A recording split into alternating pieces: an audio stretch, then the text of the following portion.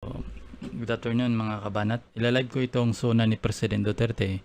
Pero sa ngayon dahil wala pa, mananatiling nakamute muna tayo dahil nagtutugtog sila ng mga music. Baka ma-take down tayo, no? Dahil yan ay copyrights. Santabayanan nyo lang, ang nakalagay sa schedule nila ay alas 4 ng hapon. Yung mga pangako ni President Duterte, ang pinaka-top priority niyang pangako noon ay war on drug. Ang rating natin dyan ay talagang nakuha niya yan.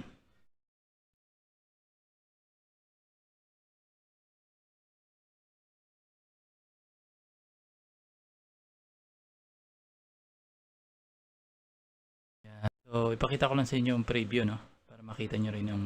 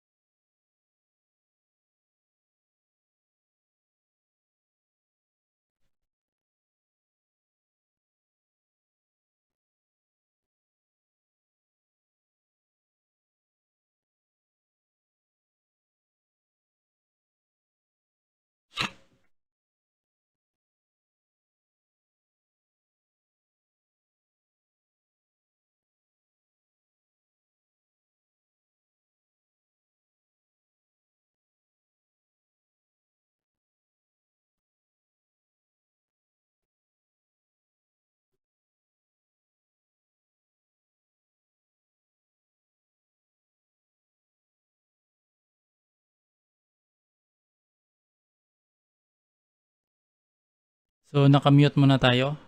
Kasi medyo nagpapatugtog sila. Alam naman natin yan, mga ganyang tugtugin bagamat tinutugtog yan ng kakaroon ng yan. Violation tayo dito sa sa YouTube.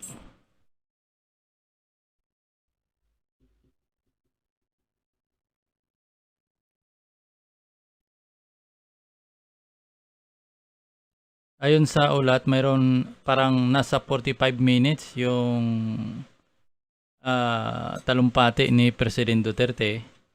At pinagkumparang ito, sana magtatagalog si President Duterte, no, sa kanyang talumpati.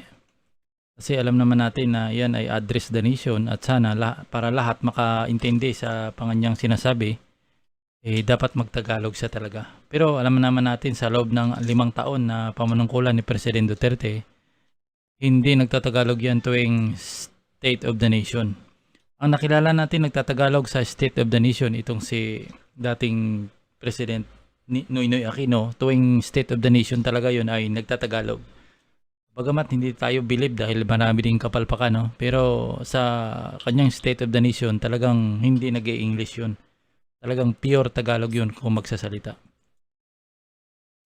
Abang-abangan na lang natin kasi alas 4 talaga yung start. Mayroon na lang 3 minutes.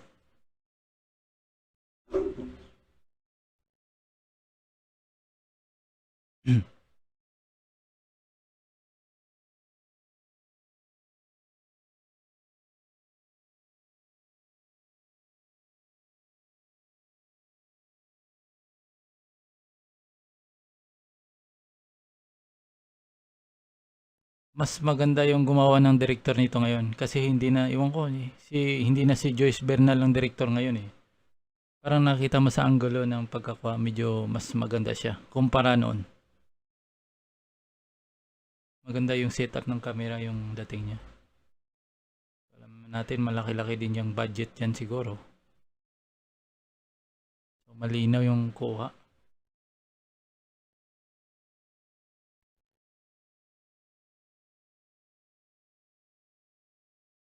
So, 2 minutes na lang. Hintayin natin.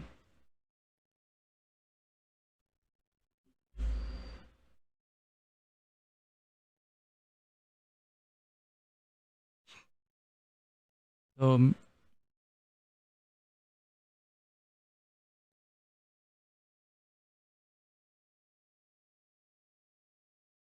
mayroon ng sa live host talaga, mayroon na silang 13,600 views sa live, actual live doon sa PTV4 o RTBM. Itong si Velasco, medyo hindi rin ako honest lang, hindi talaga ako sang-ayon sa kanyang pag-take over sa kanyang pamumuno. Maraming mga panukala nila ni Congressman Marcolita, Congressman Mike Defensor ang natingga dahil nung pagpalit niya kay kay Congressman Alan Peter Cayetano. Nakita natin yan, no? Yung mga panukala sa kuryente, tubig, Meralco, at iba pa ay hanggang ngayon, matatapos na lang yung panunungkulan ni President Duterte, hindi na umuusad, pati yung ABS-CBN. Kaya nga sinabi ni Congressman Marcolita, tila na freezer yung kanyang mga panukala dahil hindi na napansin yung house speaker diyan. Talagang hindi rin ako sang-ayon. Iwan ko lang kung kayo, kung pabor kayo diyan kay Velasco. Sa akin hindi, alam ko kasi yung daming panukala si Congressman Marcolita, ABS-CBN, yung titulo ng ABS-CBN, yung Meralco, yung kuryente. Hindi lang kasi sa Meralco dapat tayong lahat makinabang, pero sabi nga ni Congressman Marcolita parang nasa freezer yung kanyang panukala. Kaya bakit daw hindi pinapansin ito ng leadership ng Kongreso nung umupo si Velasco. Oras 4 na, wala pa rin si President Duterte. So antabayanan natin. Nakamute tayo hindi ko kasi nag-music. Kasi tayo dyan, magkaroon tayo ng violation dyan. Kaya hindi ko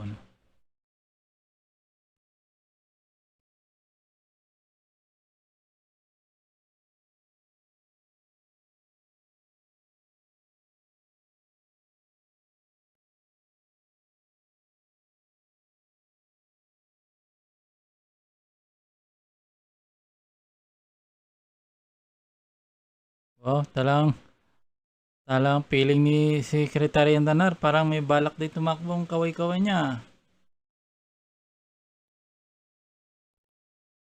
Okay lang yan, Jenny Alblino. At least makita natin kung ano ba talaga yung sasabihin niya. Makita natin kung ano ba talagang sasabihin. Para at least kung magkikriticize tayo, kung ano naman tayo, may basihan tayo. Hindi, para alam natin yung ating sasabihin. Kung mayroon siyang magandang pangako na mga pangako niya noong 2016 na hindi natupad, maalam natin na sinasabi niya noon. Kasi hindi porket na halimbawa hindi tayo sang-ayon sa isang tao, yung nagsasalita, hindi na natin panoorin. Hindi maganda yan kasi kahit bibirahin natin halimbawa, hindi natin alam kung ano bang sinabi niya talaga. Dapat panoorin talaga natin. So, tabayan na lang natin.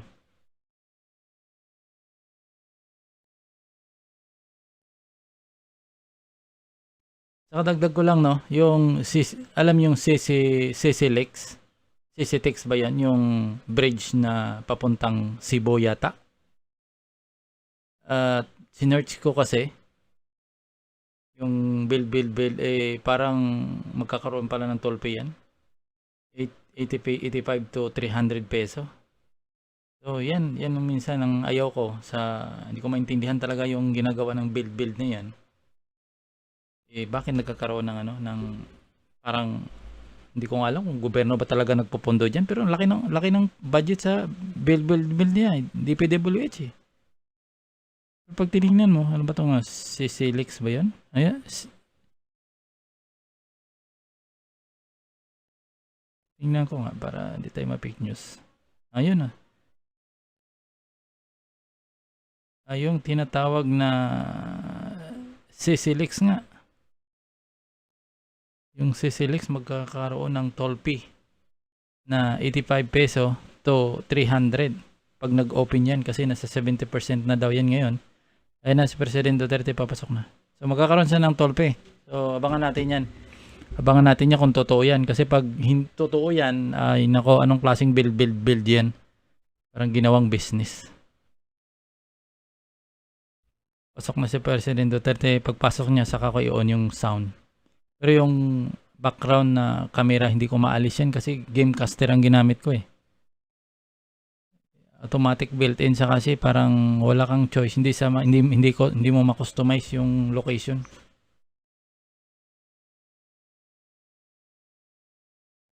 Sa akin, sa War on Drug, thumbs up ako sa kanya eh. Dino eh. Ikaw. Pero sa akin, sa War on Drug, okay ako. Pero sa build, hindi talaga ako, diskumpiyado talaga ako dyan, Dino eh. Kasi, ngayon, kagaya nitong, si nerds ko. Nakalagay, build. Pero, in the future, parang magkakaroon ng toll fee. Kasi, sa akin, kapag ginawa ng gobyerno yan, automatic, tax natin yung ginastos dyan eh, di ba? Tayo mga Pilipinong nagpapatayo niyan. So, bakit tayo magbabayad pa dyan pag dumaan tayo? Di ba? At saka ang sama, alam naman natin pagka nagkaroon ng toll fee ang isang daanan, limited yung dadaan dyan. Bawal yung tricycle, motor, bike, bawal maglakad dyan. Automatic, mga four wheels ang pwede yan. Yan ang katotohanan. Kaya di ako sangayon pag nagkaroon ng toll fee. So, pero sa ngayon, approve pa rin naman ako pero parang bumabalik. Ang problema lang, handon dyan pa rin eh. Parang yung sinasabi talaga ng mga opposition minsan, totoo na yung mga big fish talaga, mga malalaking isda, hindi talaga nasawata. Di ba? Hindi talaga nasawata. Dami silang nakuha, napasuko. Pero talagang kung bebasihan mo naman talaga, mayroon naman talagang epekto yung pamumuno niya sa war on drug. Yun lang naman eh. Kasi si President Duterte magaling, parang napansin ko ngayon itong last term niya, maingay lang siya, malakas lang siya manakot, pero in realidad talaga hindi niya kaya patupad, di ba? Minura niya si Ayala, si Pangilinan. Inalauna, nag-sorry din siya. Kasi ang laki ng utang ng mga yan eh. Sa ating bansa eh. Ayun na, pagpasok niya mamaya, pag-start, saka ko i-on yung audio. Sa akin kasi inabangan ko build. Parang ano siya eh, may mga siguro yung mga substandard, hindi naman yung kasalanan siguro ni President Duterte. Kasalanan niya yung mga corrupt na mga local official talaga. Yan talaga. Pero yung build talaga na sinasabi na malalahaba ng kalsada, kinalaunan magkakaroon ng toll fee. Diyan tayo mag-aangal. Kasi hindi valid na sasabihin nila, ginawa nila daw yan ng toll fee para maintenance. Kalokohan yan. Sino makinabang dyan? Pipiling tao lamang. Diba?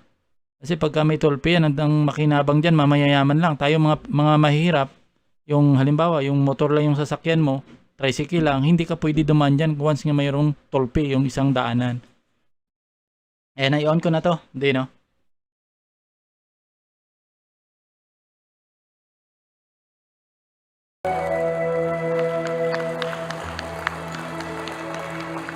Tama ako din, dapat inayos niyo yung number 1 talagang corruption sa bansa. Agree ako kay Senador Manny Pacquiao. Corruption, number 1 na problema sa ating bansa.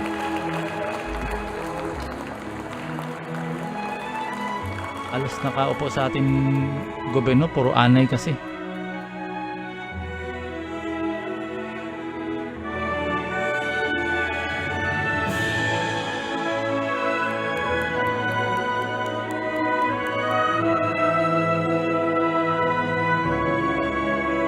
Sa akin, okay din si Manny. Ang problema ko lang kasi, ang hinihingi ko lang, huwag sa sana magpadala sa mga kaibigan niya. Kasi alam natin si Manny Pacquiao, businessman eh.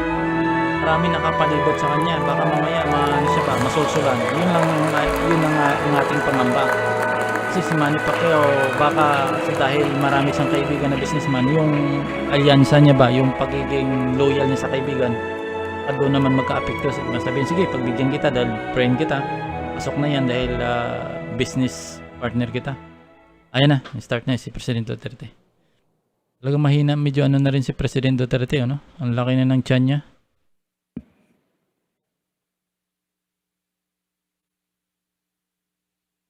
On the part of the Senate, the joint session is called to order. On the part of the House of Representatives, the joint session is hereby called to order. Please rise for the singing of the Philippine National Anthem, Di ba to be led copyright? by Yung Ms. ano, Morissette Amon yung- and accompanied by the Philippine Philharmonic Orchestra. hindi naman siguro, no?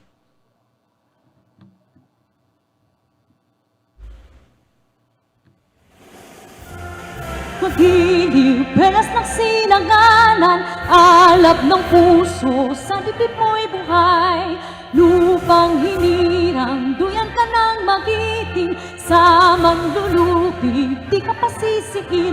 Sa dagat at bundok, sa simoy at sa langit mong baka, may dilag ang tula at awit sa paglayang minamahal. Ang kisap ng watawat mo'y tagumpay na nagdidingding, ang bituin at araw niya kailan kamay di magdidilim.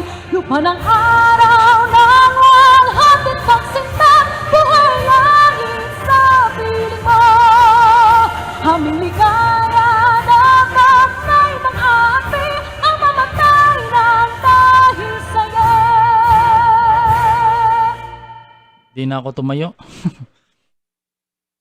Please remain standing for the nation's prayer.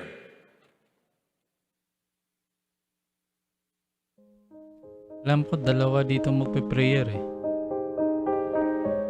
Ama naming makapangyarihan sa lahat, narito po kami upang magpasalamat sa lahat ng biyayang binibigay mo po sa aming mayaman na kalikasan, mga kakayahan at tibay ng loob. Maraming salamat po. Basbasan mo po at gabayan ang aming mahal na inang bayan at ang aming mga leader na pangalagaan ang aming kinabukasan bilang susunod na henerasyon ng aming mahal na Pilipinas. Gabayan mo po kami sa harap ng pandemya at protektahan mo po kami. Ipakita mo po sa amin ang tamang daan upang malagpasan namin ito. At lahat ng mga darating pang sakuna, kalamidad o anumang hamon. Lahat ng ito ay tinatanggap namin bilang pagsubok lamang upang lalo kaming sumampalataya sa iyo.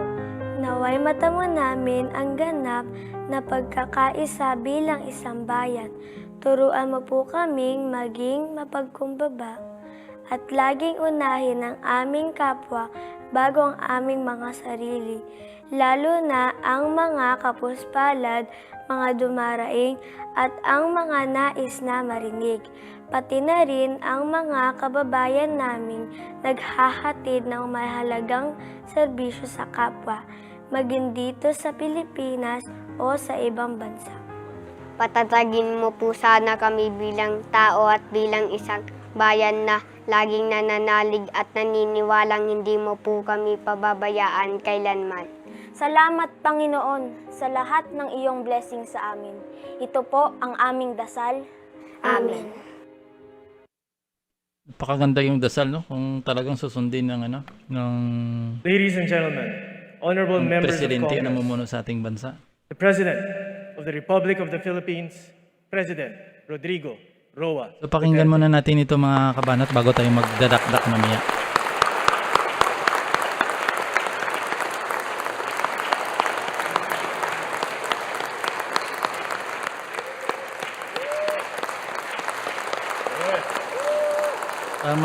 Mahina talaga siya, no? Medyo medyo ano na siya talaga, hindi na talaga pwede yung sinasabi na tatakbo ng pagka-busy, pang Pangulong yan mga kabanat.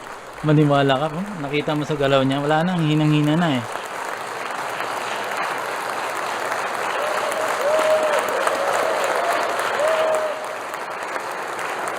Ang dami mga plastic din sa ano na, nakatayo. May mga plastic, dami. Yung gini. Ako agree, mga Marcos din ako eh. Kindly sit down, please. By far, this is the most beautiful Sona crowd that ever happened here. So many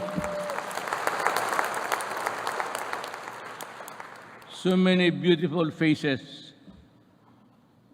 And you only have to guess when you see the Tagalog, full dapat ng Tagalog siya eh. face of the person. Para kanya-kanyang diskarte. Senate President Vicente Soto III, and the honorable members of the Senate, House Speaker Lord Alan J. Velasco, Inom muna ako. and the honorable members of the House of Representatives, Vice President Maria Leonor Robredo, former Presidents Fidel V. Ramos,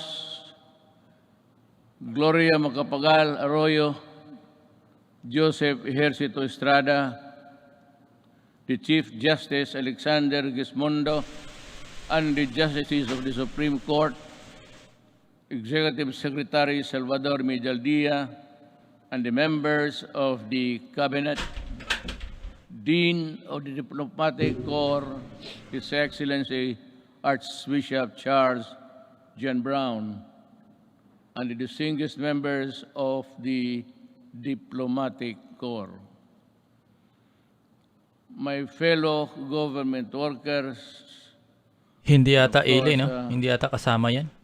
to my Alam naman natin itong si President Duterte, lovely wife, Hanilet, ikom din dyan sa mga ivermectin mahal eh. kong kababayan,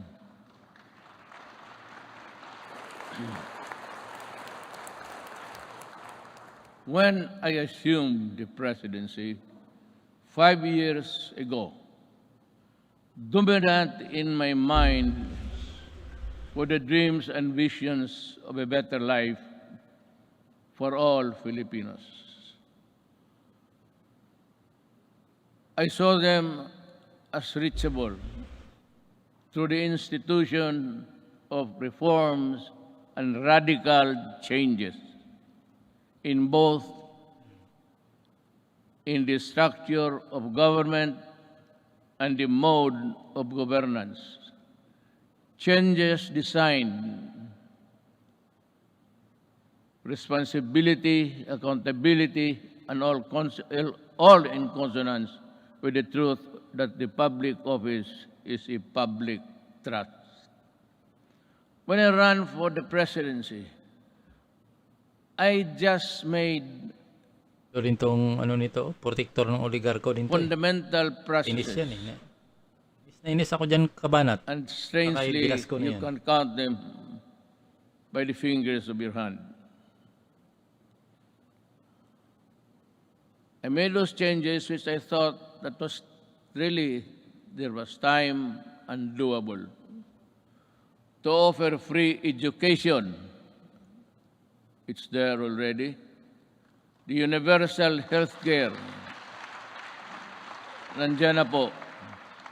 The fight against illegal drugs, criminality, and corruption, Oh, sa and the corruption ako. development structure, Corruption, di ako including maniwala. free irrigation Nako, and irrigation? other big-ticket Ah, projects, which I thought I did not have. Irrigation, funds pumunta ka to sa do it. lugar dito sa amin, wala ko nakitang matinong But irrigation per dito. chance, among others, they were done in my term. Today, as I approach my term, my end of my term, I have less visions, but more remembrances. But mine is not to rue or to second guess what might have been, but to bear and respond with the urgency of the unforeseen events as they unfold. Even before I took the oath of office, and everyone else, I suppose, knew the gravity of the enormity of the problems that the country was facing. And precisely because of that awareness, I was driven to Okay. hasten implementation of changes which I believe the country needed, keeping in mind that the Constitution afforded me only 6 years to make those changes happen. Making a difference within the constitutional time frame is what I was up against. But no one gets by legally without warming to the needle's eye of the constitutional imperatives. That is why I cajoled, I shielded, I pushed, and I tangled with men of wealth and influence who were oblivious to the anguish and pleas of the weak and impoverished. And for that, I was pilloried to no end.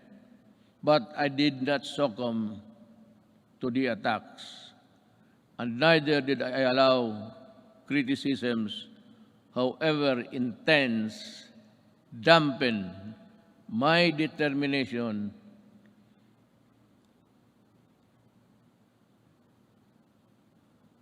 and initiatives, because my purpose was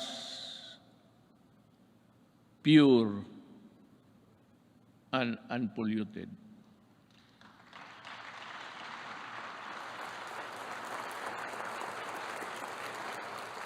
While we were busy instituting reforms, the twin augurs of illegal drugs and corruption laid low for a while, only to resurface as still with us.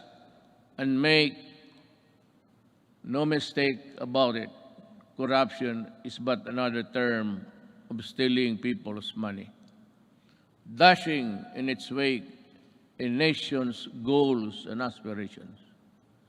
Due to the brilliant programs and excellent work of our economic managers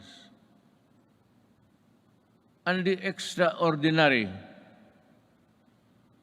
cooperation between the executive and legislative branches of government, our economy, with investor confidence, was poised to leapfrog from the company into the company of the world's fastest growing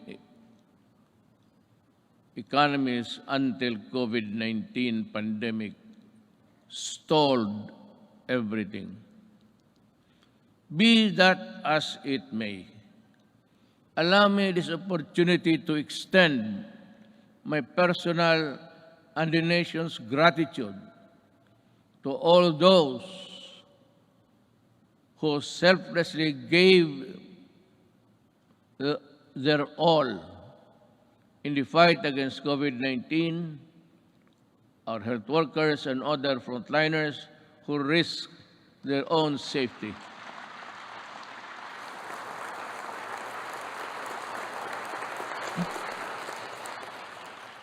To keep our essential health services and our food supply chain running, boosting the economy activity and ensure peace and order in our communities.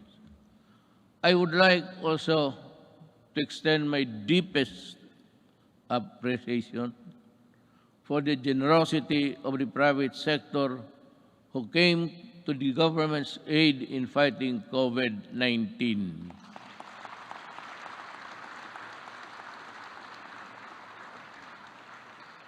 I am profoundly thankful for your sustained assistance to fellow Filipino.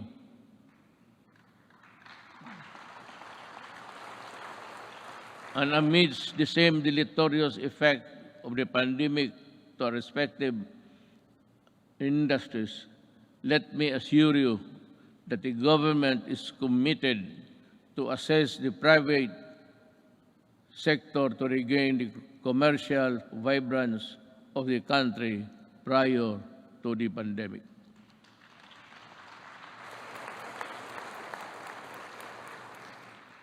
To our local executives, this pandemic pushed you to step up and deliver responsive assistance. I'm glad to have seen you undertake new and heightened responsibility, working doubly hard to protect your constituents. To the international development partners who extended a helping hand amidst the global health emergency, the Philippines remembers your kindness and goodwill with sincere gratitude.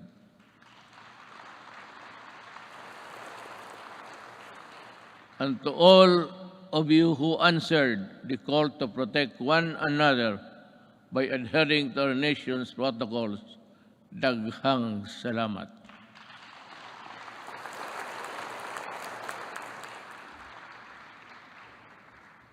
But then let me ask, perhaps you and to myself, what exactly is the state of the nation today? In the light of the pandemic which has paralyzed business activities and crippled even the strongest world's economies. So, where do we go from here? Looking back to our accomplishments. In my first Sona, I laid down with utmost commitment and resolve the overall direction of my presidency. A comfortable life for all Filipinos, anchored on a people-centered approach to development and governance. If I remember correctly,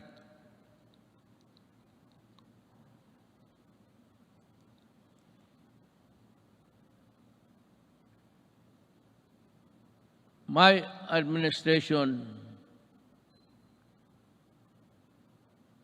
I said, will implement a human approach to development governance in our people's welfare in the areas of health, free education, adequate food and housing, environmental preservation, and respect for the culture. I bore no illusions that steering a nation towards a comfortable life for every Filipino would be easy. Indeed, the past 5 years have truly been challenging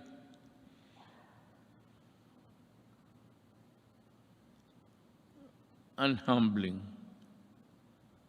I stand here before you today bearing no conceit, but if there is one thing that I could be proud of, is that not once did I waver in doing the unpopular, even if it meant upholding the greatest good for the greatest number.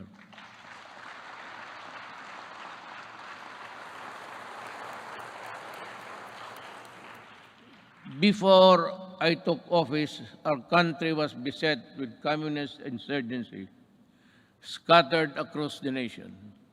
A separatist movement that sought to divide us on the basis of religion and religion's deficiencies, and the proliferation of illegal drugs and criminality. Our armed forces were ill-equipped to deal with internal and external threats, while the police force had been overwhelmed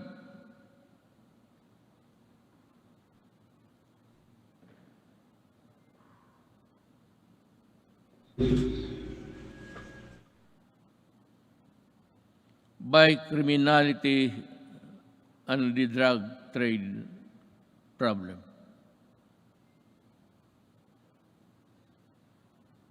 This is why I made it a priority to strengthen the institution, boost the morale of the men and women of the armed forces of the Philippines and the Philippine National Police and other armed services.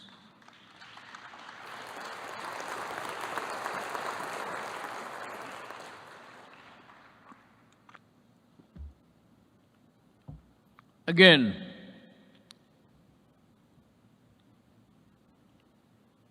I thank Congress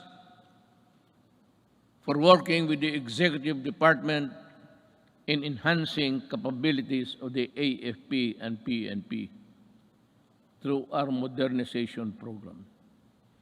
In 2018, we raised the salaries of our military and uniformed policemen and personnel to a level commensurate to the critical role they play in upholding national security and maintaining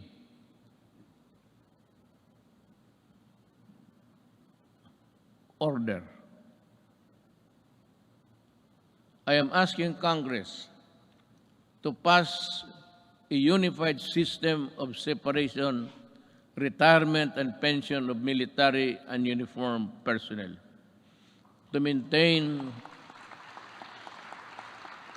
government fiscal flexibility and provide adequate benefits and remuneration to our men and women in uniform. This shall apply only to the new entrants of the military and civil. Hindi ho lahat. It cannot be that we have to pay so many, even the salaries of the retired. They get a chunk of the big budget. And if we include the new entrants, the funds available for them would not be enough. It is also high time for us to pass a law providing free legal assistance to AFP and PNP officers, enlisted personnel,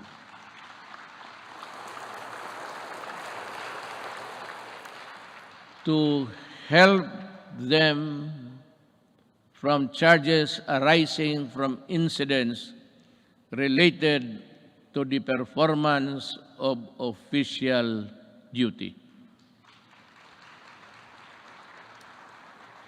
The continuous upgrading of our defense capability shall ensure that we shall uphold our territorial integrity and sovereignty from external and security threats. Among the new additions,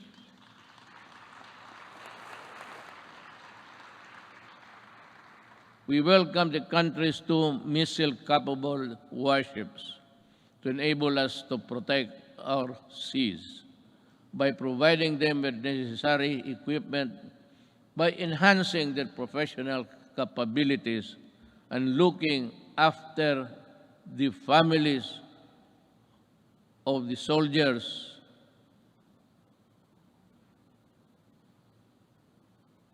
who would not be longer be in their company. We do not only strengthen our military and police institution, we also inspire them to serve this nation with the highest degree of loyalty and patriotism. We enable them to carry out their mandate to defeat all enemies of the state, whatever the cost. Indeed, I am proud of the accomplishments of our troops in securing our nation against all threats to our democratic institution.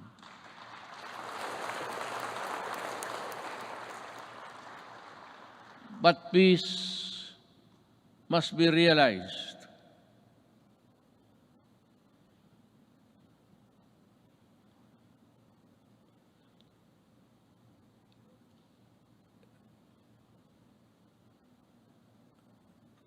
Peace and security is not only just a military concern. That is why we deviated from the traditional purely military approach in dealing with matters of national security. With the creation of the National Task Force to End Communist Armed Conflict, or NTF-LCAC, we have made great strides in addressing the root causes of this conflict by empowering our kababayans who have been used by the communists for many decades. In our continuing effort to build state of safe and conflict-resilient barangays, we have worked towards the sustainable rehabilitation and development of communities where the communists used to operate. Through the NTF-LCAC, we invested in farm-to-market roads, school buildings, water and sanitation, health stations, and livelihood. Alam mo, kasali na tayo dito lahat. Always, every law or every regulation must pass Congress, of course, to the President. But sometimes, in our,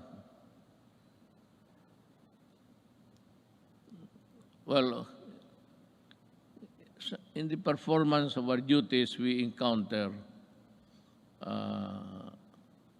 the not so nice of confronting each other.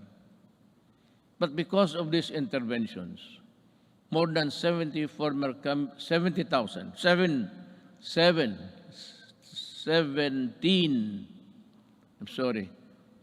communist rebels have surrendered to government. They have returned to the folds of the law and are happily reintegrating programs or the local eclipse.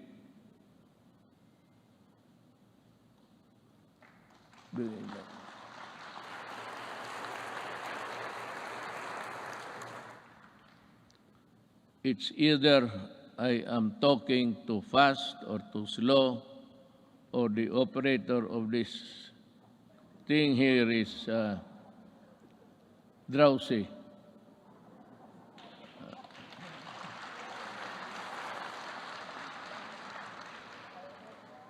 Maybe because I had so many ad-libs along the way. Marami akong akin lang. Kaya yung nahinto ako when I stop and I'm process something in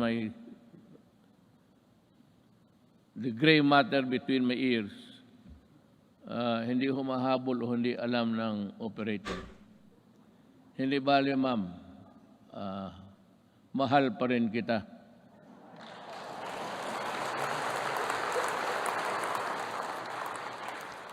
Lalaki ba ito o yung mga babae? Kagabi yung mga babae, sila? Sabihin mo sa kanila, magipagkita ako maya. I will embrace them for their punctuality in operating this, this strange machine that gives you the speech. With the support of our local government units, I am confident that support for the communist movement will continue to erode in the next few months. Unlike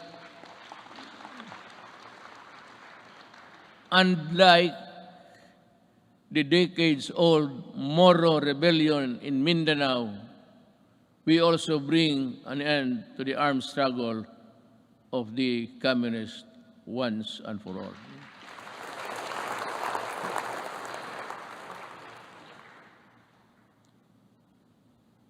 Sa totoo lang, itong komunista, college pa ako.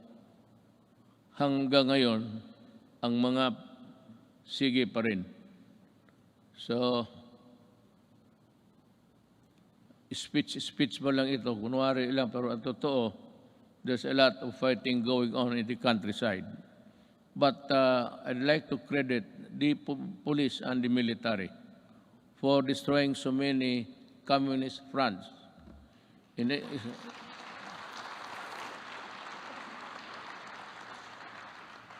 think they have destroyed more than 15 apparatus or the fronts of the Communist Party of the Philippines. Alam mo, mag-istorya muna tayo sa taxation. I'd like to be frank with you. Everybody in this country are paying taxes to the communists.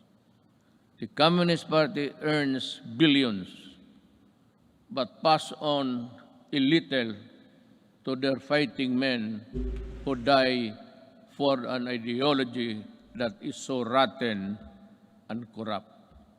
They themselves are pocketing the money, and their children are studying in Europe and in other places, which I think none of you here can finance such journey. Yan ang masakit dito. They collect taxes, support season in Netherlands, and they do nothing but bad-mouth government and mouth war dogmas and everything. Hindi na sila nagpagod. It's about 53 years in the making. And until today, the poor people are dying. The cadres, and most of them belonging to the indigenous tribes of our country, are fighting a losing battle between the communists and the government. They waste lives, they enlist children, and they are proud of it, but they deny it. But when you go to the mountains, such as I and Senator go many times, even during the elections, they were there with so many arms that I think somebody, an idiot here in the Philippines, supplied the firearms. I'd like to ask Congress, especially Senator Bato, kindly dig on, because we have identified the person who imported the AK-47 into this country on the pretext of using it in the security, providing security and guards in business establishments and for those who can afford their home. This policeman, I think, is still there. He was a colonel, and she is still, walang nangyari. At maraming sundalong namatay dahil sa mga armas na pinasok nila dito sa Pilipinas.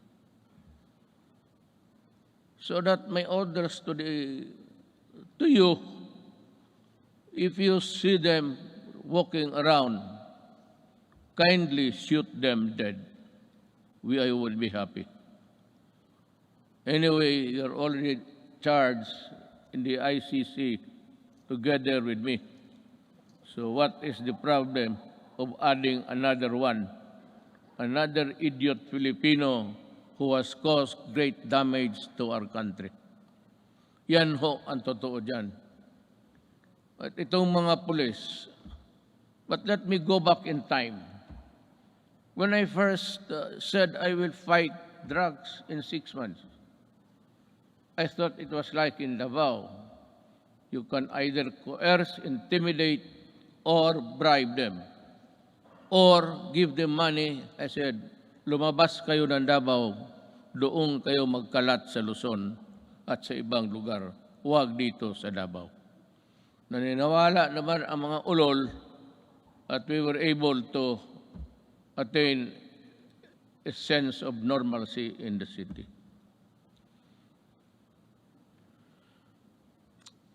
Yun ho ang totoo. There are people charged with corruption and even going to prison for just maybe not telling the truth in their assets and liabilities. Nakukulong. Itong mga police were doing their thing, their drugs. They were the manufacturers and they were the distributor of drugs. When I became president, I asked De La Rosa, he was the chief of police of my city. I promoted him direct to being PNP chief. 4-star na kaagad automatic. But I told him and the others, look for the enemies. Look for where they are. And if you find them, destroy the apparatus. Destroy all, from the manufacturers to the peddlers, because we are fighting a drug war that was being participated in the business by 9 generals of the PNP. Kaya yan ang sakit sa loob ko. I did not know that I was fighting my own government. Customs and everyone else were facilitating the importation of drugs. And one importation, as you can see it every night on TV, the police now sees about almost $1 billion worth of drugs every day. And if you look at the 888, there are about 1,000 Filipinos arrested every day by the police in connection with drug trafficking. And that is why I go crazy looking at the situation. They are still around. We do not have the laboratories now because nawala na sila. At itong naiwan ngayon are doing the importation. The citizens of another country cook their shabu in their in their tugboat or something, and they threw out the product contained in the plastic bags and with an GPS attached to the contraband so that the importers here could find them easily. That is how we are fighting, almost losing a battle against drugs. And now, the Sinaloa gangsters of Mexico and the triad of Laos in that area. They are busy cooking, and we have the Filipinos here with nothing in their mind except to destroy a nation, distributes them. That is what I said. I've been asked the question, and several times I gave the answer. I am a Filipino, and I love my country. I do not want my country in disarray because of drugs. I do not want families break up and become dysfunctional. Yun ang masakit sa akin. If you want to destroy a family, look for a way of the member or a resident of that family home. Biglang mga droga. Pag nandyan na yung droga at they are hooked, and that is the end. Sometimes families are separated because of drugs, becomes dysfunctional, at yung mga masawa magpunta doon sa abroad, ika nga, to look for jobs. And you know, in the Middle East, I am not attributing it to any particular country, but there are tribes in the Middle East who are employing our Filipina citizens, and they are uniform. Everybody who comes here home asks them how many hours of sleep they have. They said it's only 3 to 4 hours. And the food is hagwas. And the sacrifice because they send money to the families back home.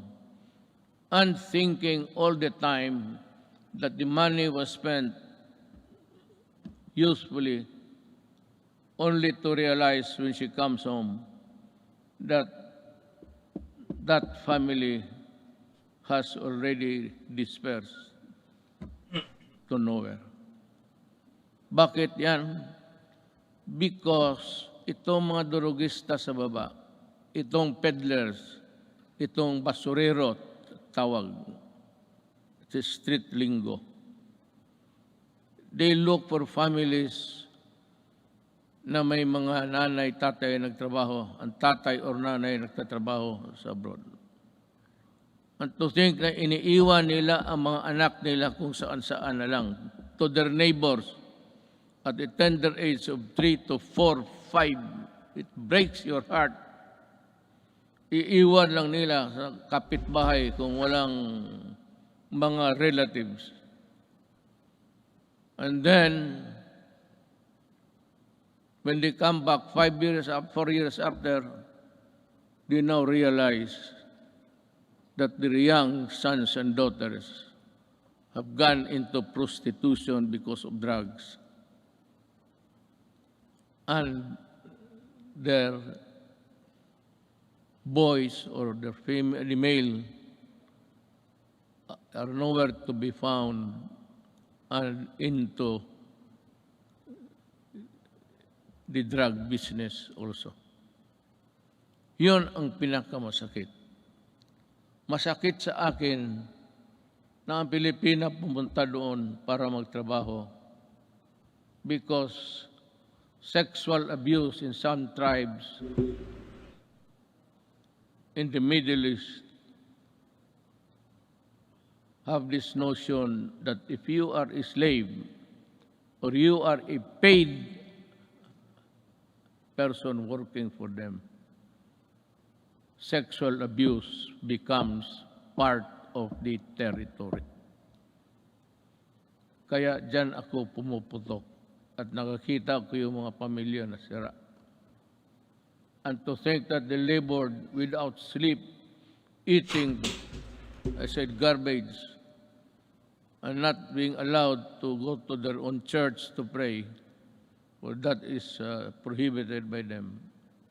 And we have been, just because of their money that they get, we just look the other way around, but still being, bothered every night and day. What will happen to the next succeeding group of. That is why I have in this speech, I talk about slavery. Pero yan, magprangka ako, I will never deny, and the ICC can record it. Those who destroy my country, I will kill you. And those who destroy the young people of our country, I will kill you. Talagang ngayariin kita because I love my country. You can do it the legal way, but it would take you months and years. And you know what? The statistics I just learned the other night, that plenty of those who are in the middle class have been released from prison despite the fact that they are charged of trafficking which is non-bailable, and most of them are out.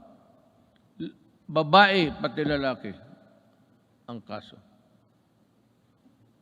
And that is why I said, I toyed with the idea. I said, if there is still space, with due respect to the Senate President, he is a good man. He can become a good Vice President. He is holy. Ngayon, hindi na siya nahuhuli. Noon, huling-huli siya. But with due respect to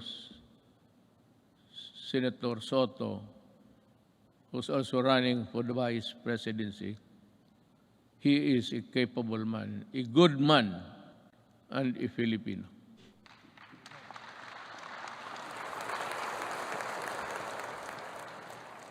Sige ako tingin sa harap na dito para sa likod ko.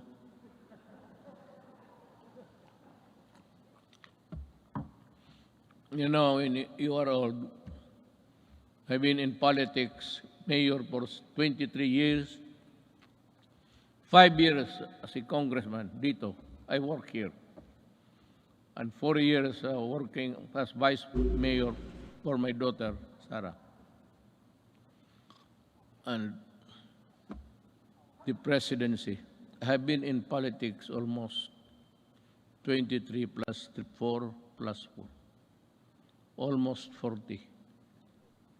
Kaya kung hindi ko na malaman ang seat arrangement dito, hindi ko alam na noon pa ang mga Senate President pati.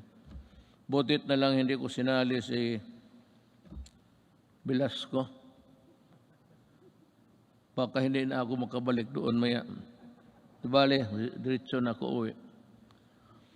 I have said many times before, the bloodshed caused by the separatist movement in Mindanao is all about correcting the historical injustice suffered by the Moro people.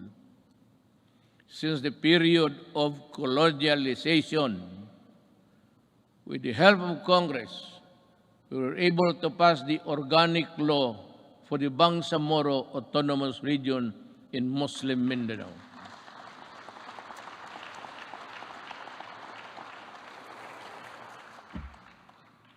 Finally fulfilling a promise that was decades in the making.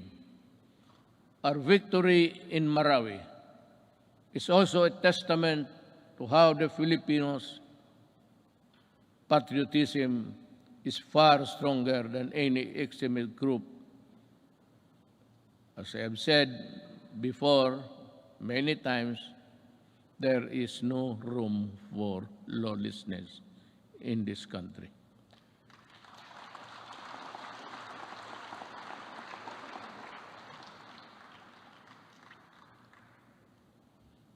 Building or rebuilding a better Marawi remains today still not completed.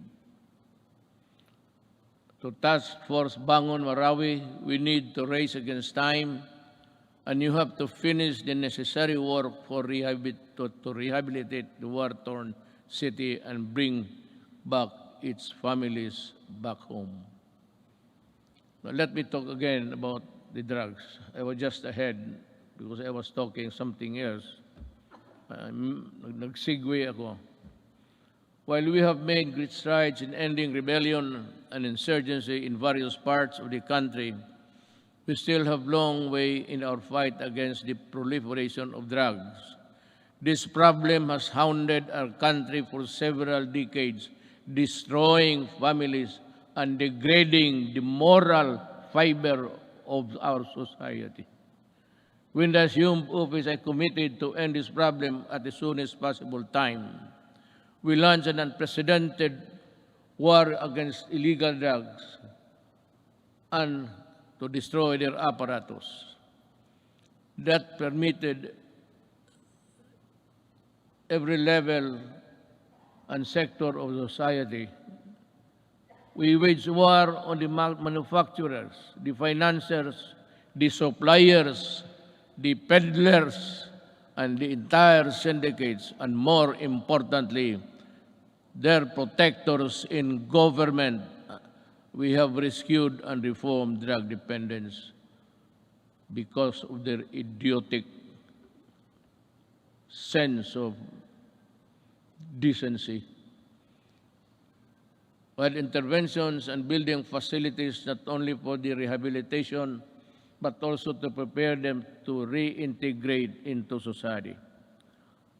Our unyielding campaign led to the surrender of millions of drug dependents and neutralization, capture, and prosecution of thousands of drug personalities. The dismantling of illegal drugs and syndicates and the drug laboratories, the extensive drug communities down to the barangay level, and the cutting of narco politics. You know, allow me a little bit of your time. Wala naman siguro kayong lakad ngayon. Unless you want to, unless you have this appointment with, I'm sure hindi babae yan. That would be a sexist statement. Kung nagmamadali talaga, halos tumatakbo, babae yan. Kung naglalakad lang na natural, medyo less important yan. Ganon yan. Pero dito wala. I'm not making any sexist. I'm just saying the truth. What is the truth? It's there for all to see. Let me talk about our quest for infrastructure development. 5 years ago, the first thing I made sure was to increase our infrastructure spending to an average of 5% of the country's GDP. This is significantly higher than infrastructure spending of each and past 4 administrations. Thanks to the comprehensive tax reform program that enabled us to fund critical infrastructure projects, today we can see the tangible results all around. MRT-3, with its frequent breakdowns and unloading of passengers mid-rail, was a horror. That was for the daily commuters to endure in the past. Now, MRT-3 no longer unloads passengers but to their destinations. The waiting time between trains had been significantly reduced to 10 trains running at only 30 kilometers per hour before. Now MRT runs 23 trains at 60 kilometers per hour. We have taken away the misery of public commuting. We also pursue the completion of the LRT to East Extension project by extending Line 2 and adding 2 more stations. We have reduced travel time between Manila and Antipolo from the usual 2 to 3 hours to only just 40 minutes. Thanks to our partnership with the private sector, we are able to open Stage 3 of the Metro Manila Skyway in January this year. This decongested EDSA and other major roads in Metro Manila. On Independence Day last month, we also inaugurated the Kalayaan Bridge, part of the BGC Ortigas Center Link project, which will reduce the usual 1-hour travel time between the two business districts in just 12 minutes. Beyond Metro Manila, we are pursuing several high-impact projects that will be completed within my term and perhaps in the following years. It's a question of money. Just this July, we inspected the newly built passenger terminal building of the Clark International Airport. The new and modern passenger terminal is equipped with the latest state-of-art technology. This can accommodate 8 million passengers, alleviate air traffic congestion at the Naya Airport, as well as serve a major growth driver and gateway to northern and central Luzon.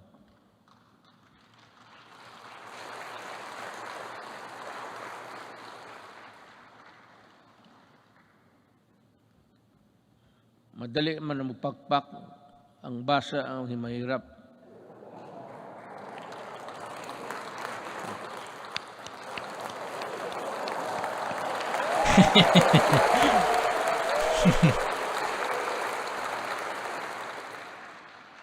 To help promote equitable development, we also completed several roads leading to important trade corridors. Last year, we completed the construction of the Poro Point Free Port Zone Road in La Union, which improved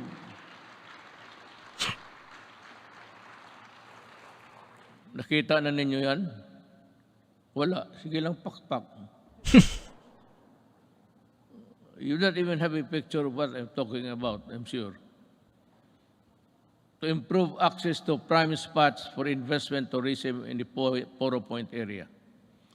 We also completed the Junction Lanao Pagadian Zamboanga City Road, which will provide easier access to farms and easily transport their agricultural products at low cost and in great quantities to industries in economic zones located in Diplahan, Zamboanga, Sibugay.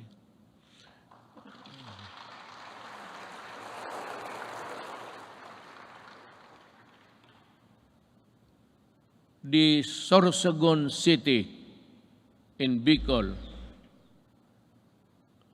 inuna namin yan kasi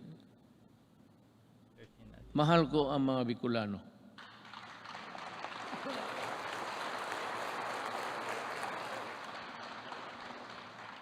Pangangatawan ninyo yung pakpak ninyo ha. Baka the Sorsogon City Coastal Pass-by Road is targeted completion by the end of 2021, while the Davao City Coastal Road will be completed by 2023. Bakit? Why? Why is Davao last? Kasi sinabi ko sa kanila, unahin ninyo yung buong Pilipinas. During the initial years of my presidency, I told the economic managers and the DPWH, pati si Art Tugade sa transportation, unahin ninyo ang Luzon at ibang areas sa Mindanao. Do not look into the political entrails of this city and other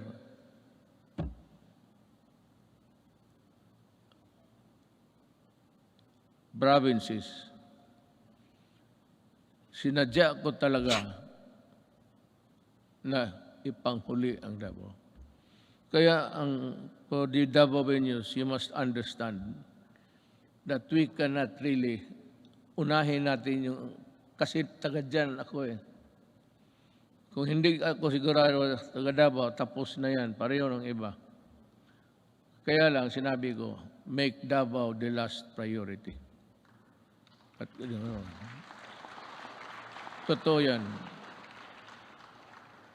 Sorsogon is a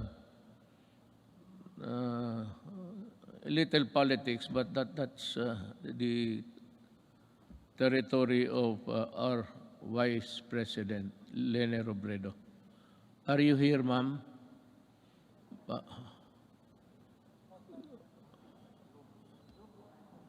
Zoom. Meron ho kayong Sorsogon at iba pa. We have inaugurated new highways and roads and skyways. We have brought both new trains, and these are a testament that we have greatly eased the grueling experience of traveling and commuting. And to sustain our momentum in infrastructure development, I have directed DPWH, DTR, NEDA, Department of Finance, and DBM to be on full speed to ensure that our flagship project will be completed within my term, especially those that could help disperse economic activity outside of the densely populated Metro Manila. I thus earnestly call upon our LGU and private sector partners to help us speed and go for the earliest realization towards our flagship project, infrastructure, and others. Let me dwell about governance. As we improve the connectivity, we work towards greater convenience for our travelers. We have extended the validity of the Philippine passport to 10 years to lessen the burden of our traveling travelers and OFWs. We have also gone beyond merely addressing the 3 million backlog of the driver's licenses in 2016. We also extended for the new cards the validity of the driver's license to 5 years, and addedly, we shall begin the issuance of these driver's licenses within 10 years, which would be good for 10 years if there is no traffic violation. So, punta ka doon sa LTO, maybe you have a good sight. Merong ano yan eh. I think there's an examination there somewhere to test your ability to drive safely. And you go back 10 years after, and you think that you still have the good sight, and your reflexes are still good. 10 years,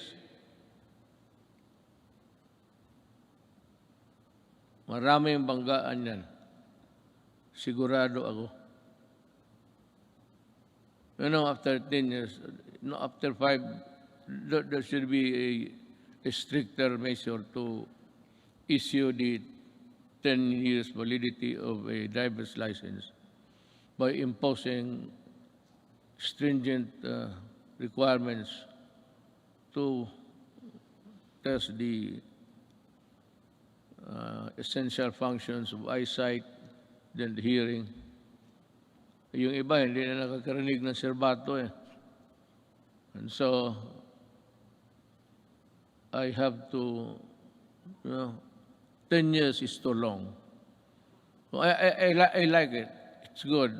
But we should have, as I said, in 5 years, we should go there for a medical makeover. Tingnan lang kung kaya pa.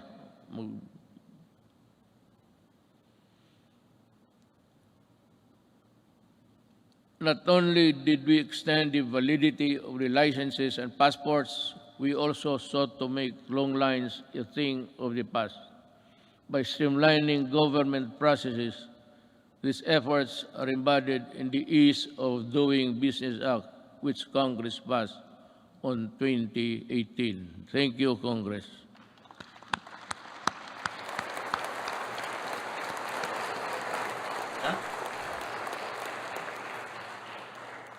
Sa inyo yun. Ako ang nagpirma pala. Ako nag-execute. Pakpak rin kayo.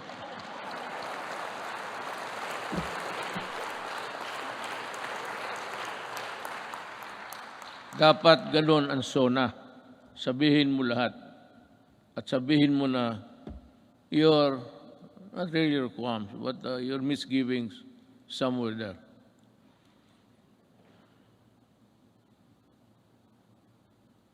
Transactions will be further streamlined with the rollout of the Philippine Identification System, or the PhilSy, to the Philippine Identification System Act.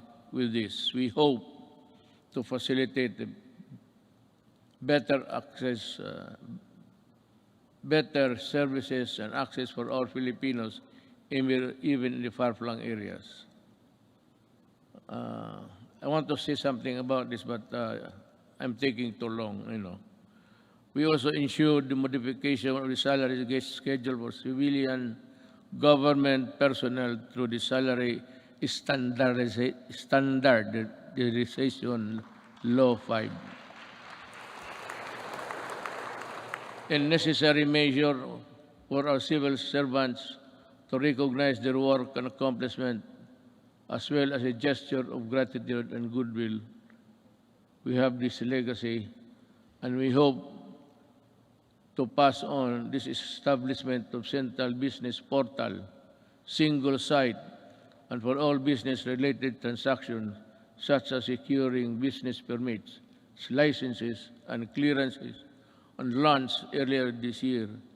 It shall be elevated our global standing in doing business arena and improve our country's competitiveness. Alam mo ito, yung queuing. When I was a mayor, I don't know, but maybe a legislator or a senator or a congressman, well, not really that he's higher than the others.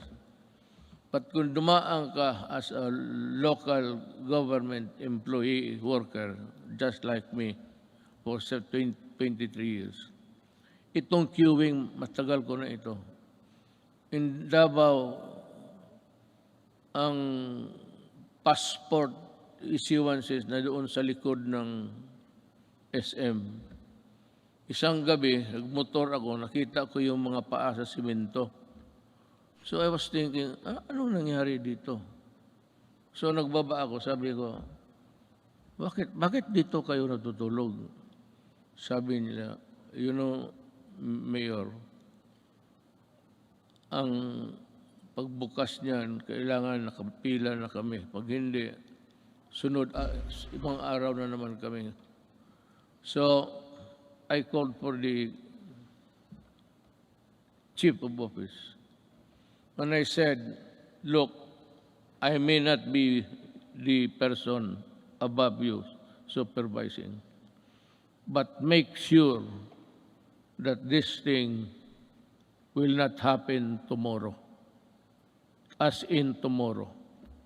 Tapos tinawagan ko ang sabi ko, why don't you give cards? Kung marami sila paglinya, may maglakad na martial, o ito, ikaw bukas, at 4 p.m. So you have to study the time and motion of people doing work. Sabi ko, ayaw ko dito sa Davao. Because Mindanao, nasa Davao ang ang issuances ng passport. So ngayon, pagka-presidente ko, sabi ko, ayaw ko nang makita yan. Not during my time.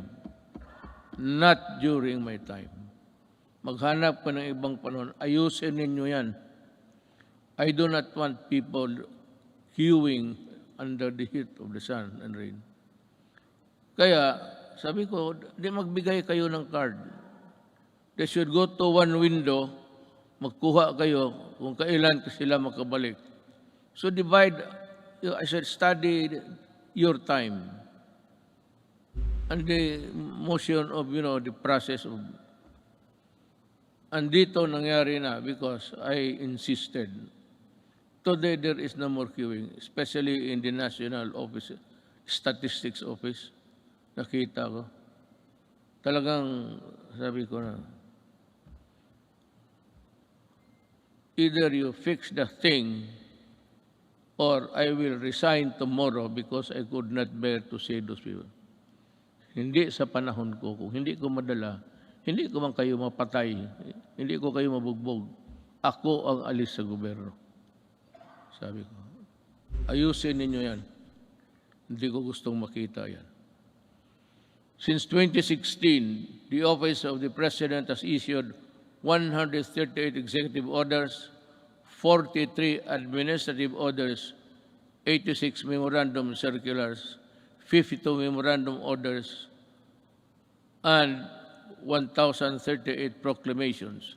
These issuances have been integral guideposts government administration and development agenda. The Office of the President has demonstrated careful stewardship of the power by initiating reforms. We upgraded and improved the system and processes to ensure that it can provide the best service to the institution of the presidency and the offices under it, ultimately to the Filipino people. To further promote transparency and accountability in government, we also issued the Order of the Freedom of Information and opens the records of transaction, decision, issuances of all government agencies. In relation to this, we have also Presidential Anti-Corrupt Commission that is tasked to run after corrupt and erring government officials and bring them to justice. Alam mo, I don't know if you perhaps have come to know about this. I have yung pastillas sa airport. There were 43 personnel involved. I fired them all. Talagang binaalis ko sa gobyerno. Nagbalot mga ako ng pera sa pastillas. Sabi ko magbalot ka, lagyan mo ng pera.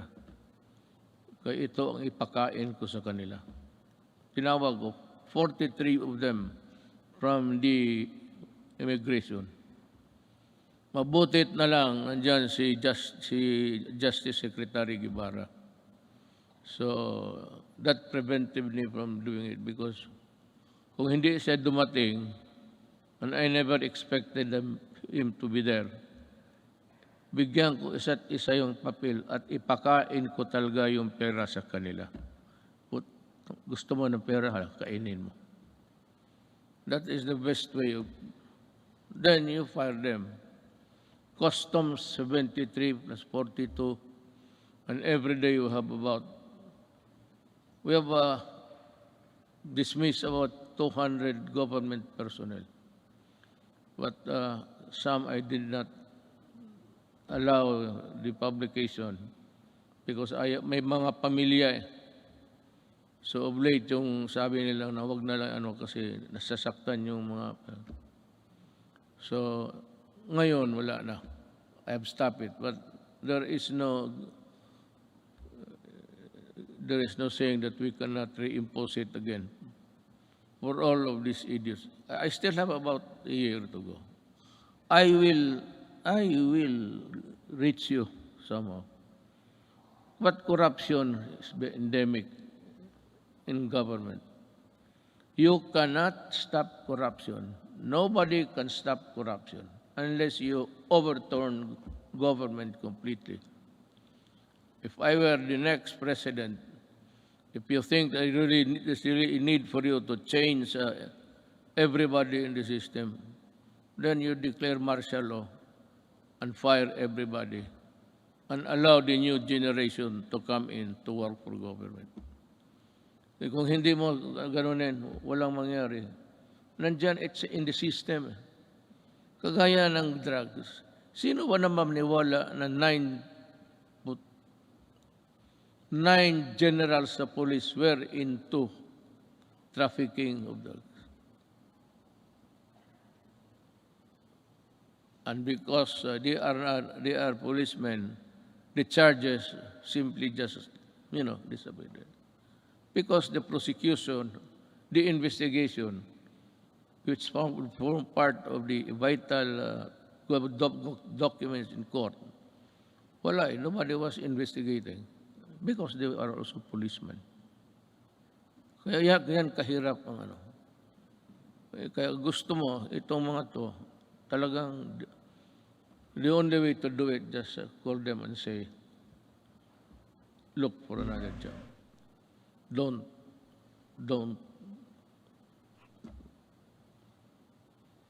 Ganon kahirap. Now, let me pursue my talk with the foreign policy of the country. In the international arena, we have vigorously pursued an independent foreign policy centered on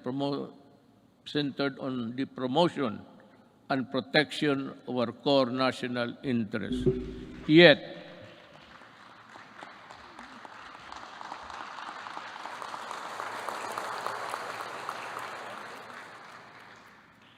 sigurado kayo sa pinakpakan ninyo?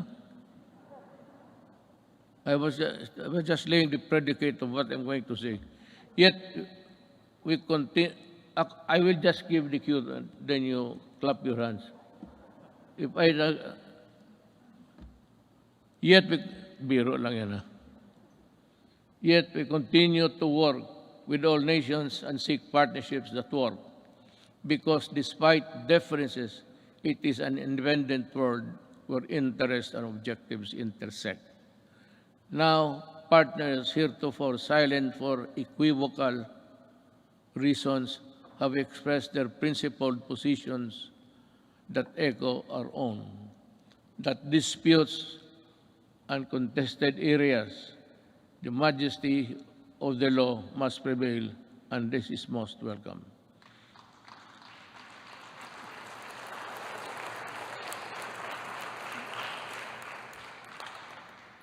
To our friends in ASEAN and around the world, thank you for supporting my government, my country and people, where it truly matters. I assure you that the Philippines will remain a responsible member of the international community.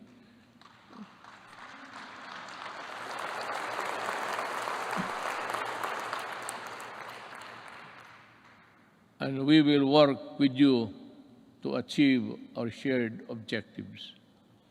Make no mistake,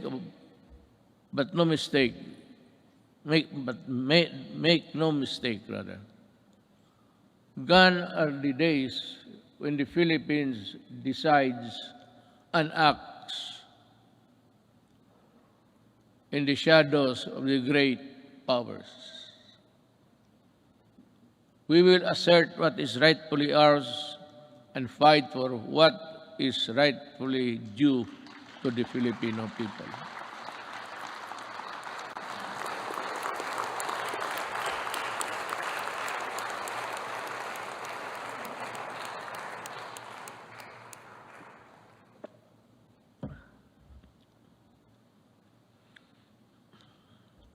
We do not have any Sona every day. Now is as good as any other time to just let it out from puso mo. This is why we sent back container vans of garbage, because our country is not a dump site.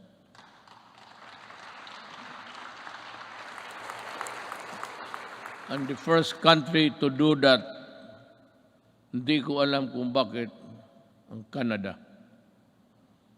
And the container was there for 3 years because hindi alam ng port authorities kung anong gawain nila sa garbage.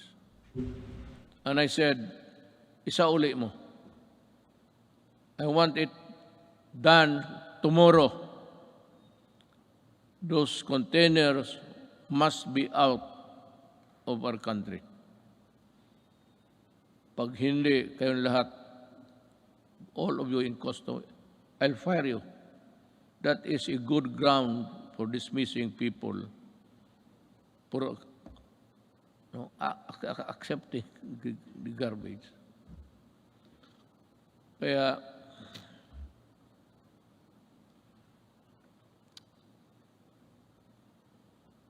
may isa pa. Pero let you in this story. The Balingiga bell. We welcome back the bells of Balingiga after many decades because a historic wrong needed to be corrected.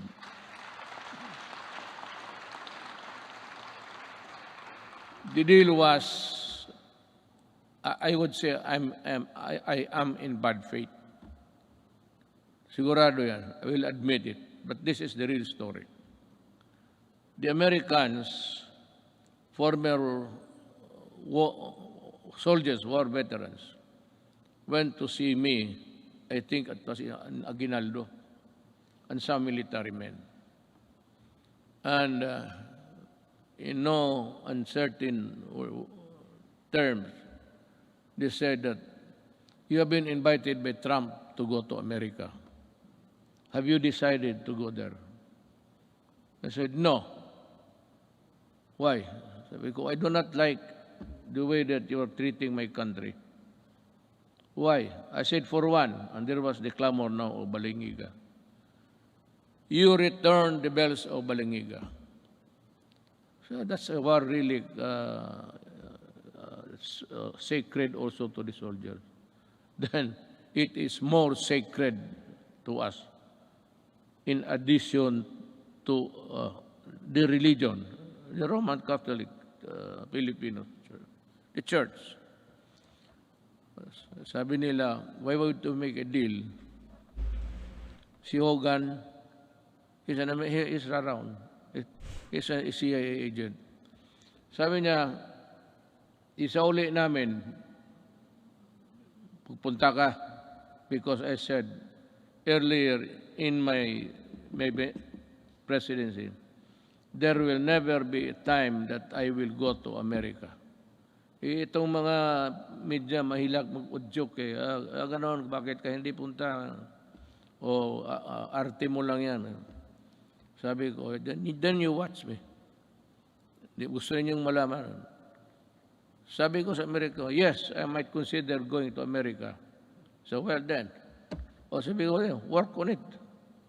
Ano in just 2 months' time, they told me that the ship carrying the Balingiga bells are on their way. To deliver it to Quezon. You remove it, you put it back there, kayo mismo. So tulong-tulong sila doon, nabalik na. Hogan said that, so when are you going to go to America? So I do not have the time. But I will go there. Nung malapit na, hindi na talaga ako pumunta. Well, how about your promise?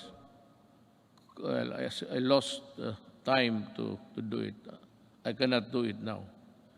Pero talaga, in my mind, and the Americans might know it, there was never in my mind a trip to America. Ngayong Balingiga, sabi ko, you massacred one barangay, baryo noon, women and children and all. Pinatay nila lahat. Because that bell, Balingiga, was used to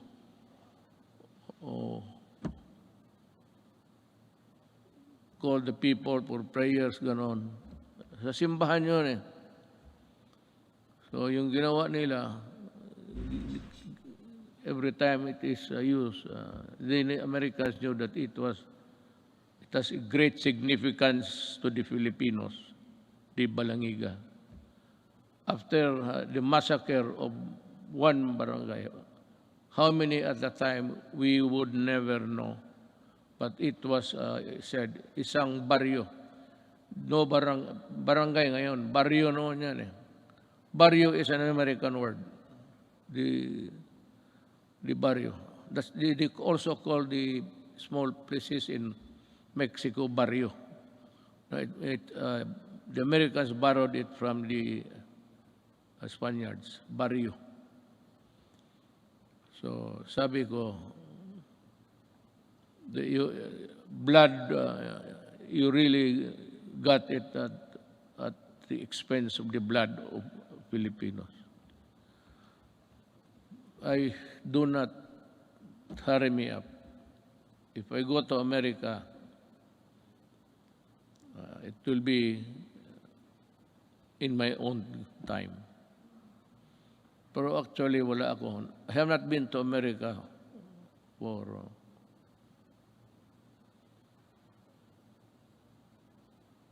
almost 10 years, 22 years. I have not visited America, and I do not have the intention of visiting it anymore. We called on the world to dismantle the heinous kafala system. Ito ring isa. Because the Filipino is no slave unto anyone, anywhere. And there is no room for modern-day slavery. We helped start a new global civil rights movement for the migrant worker. And we asserted the arbitration ruling on the South China Sea clearly and in no uncertain terms, bilaterally, and the ASEAN, and finally at the United Nations General Assembly. And let me talk about that. I said in the September of last year, the arbitral award is now part of the international law and beyond compromise and beyond the reach of the passing governments to dilute, to diminish, or abandon.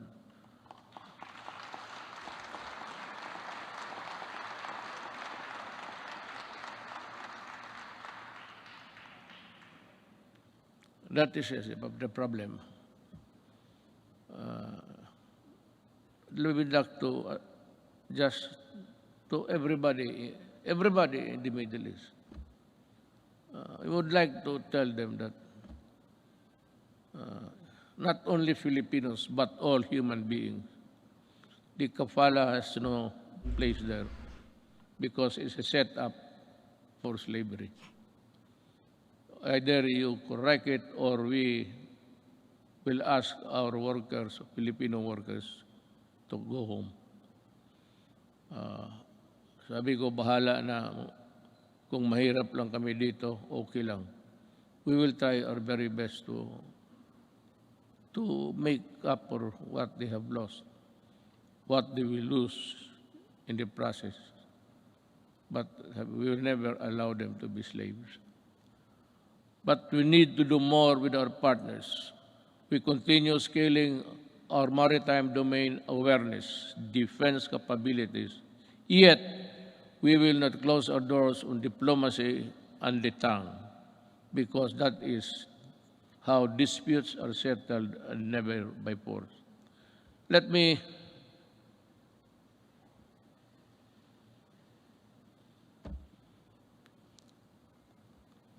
alam mo,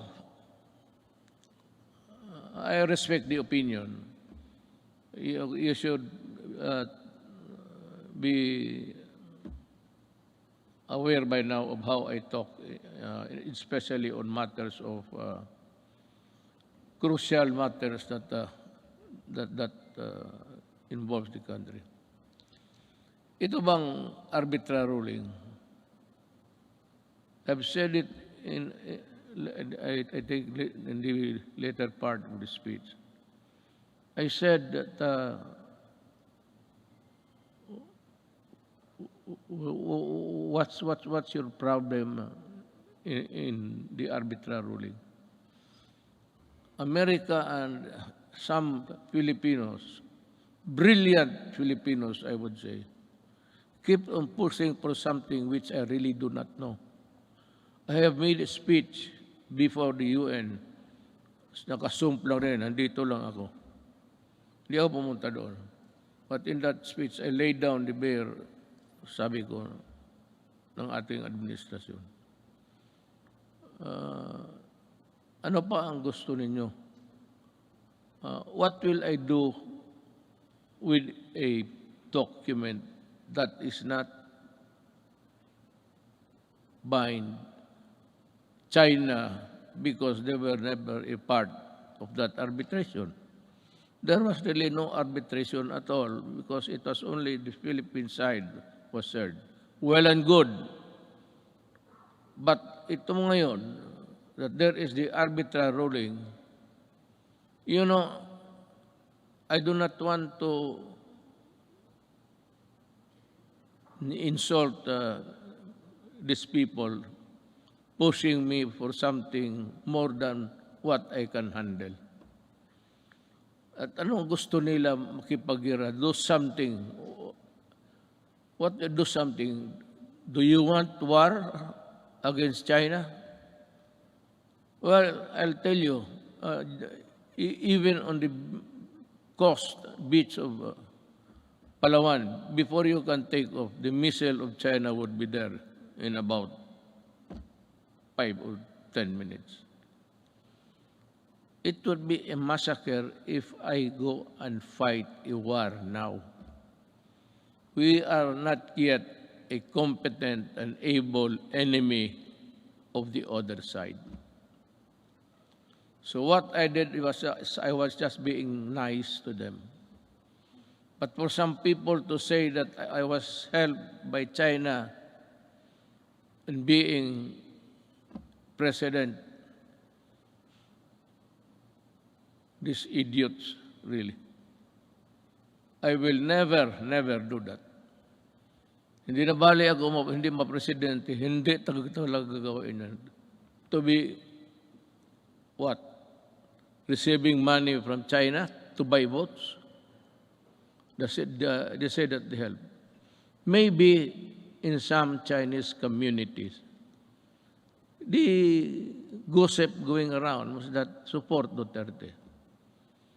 But the whole of the Chinese community in the Philippines went for me. Why? Kasi sa Davao nung mayor ako, ni minsan hindi ako tumatanggap baski Christmas gift. Dito marami dito sa Maynila, presidente ako ngayon. Maraming nagpadala ng baril, kung ano diyan, gobset. Sabi ko, isauli mo yan. Yung mga relo, itong aking relo, it's IWC. This is only 300,000. Oh. But the patik that has come way me, sinauli ko talaga, return it. O pag hindi, itapon mo sa Pasig sa harapan nila. Hindi, hindi ako tinulungan ng China. Nag-usap kami ng China civilly, but after election. And after election, I was a good friend of presidency. Until now, when the pandemic struck, the first country I called for help was China. President Xi, sabi ko, President, we have no vaccination program here because we do not have the vaccines. We have not been able to invent one. We might have a hard time. He said, no, it's okay, we'll send you. And he sent us, I donated about 1,500,000 of vaccines. Ganon, kaya sabi ko, ako, lalo na kami mga Bisaya, mabigat sa amin yan, for us Bisayans, yung utang na loob, mabigat talaga yan. Hindi mo mabayaran ng pero pag may utang na loob ako sa iyo, you can be sure that I will be your friend, a true friend, and die for you. Pero ito, China mag-die, bakit ako magpakamamatay dyan? Yung sundalo ako, ubusin ko. How can we fight China? Do we have the weapons? Do we have the everything? Now comes America. It says that if the attack is against the Philippines, they will defend. But they issued a statement that America does not meddle in conflicts involving the boundaries of other nations. And if America has to go to war, you would have to go to Congress to get, American Congress to get that authority to go to war. That is why many presidents, hindi na lang, it was just not an error, a mistake, a malicious mistake. No president has ever been punished for attacking nations, getting into a fight with nothing. And if they come here, well, ang problema kasi nandito na yung balingiga, sa uli na lang natin, uli. Maybe I'll just return and pag ito it's no big deal to hear to bells. Ring it until you die.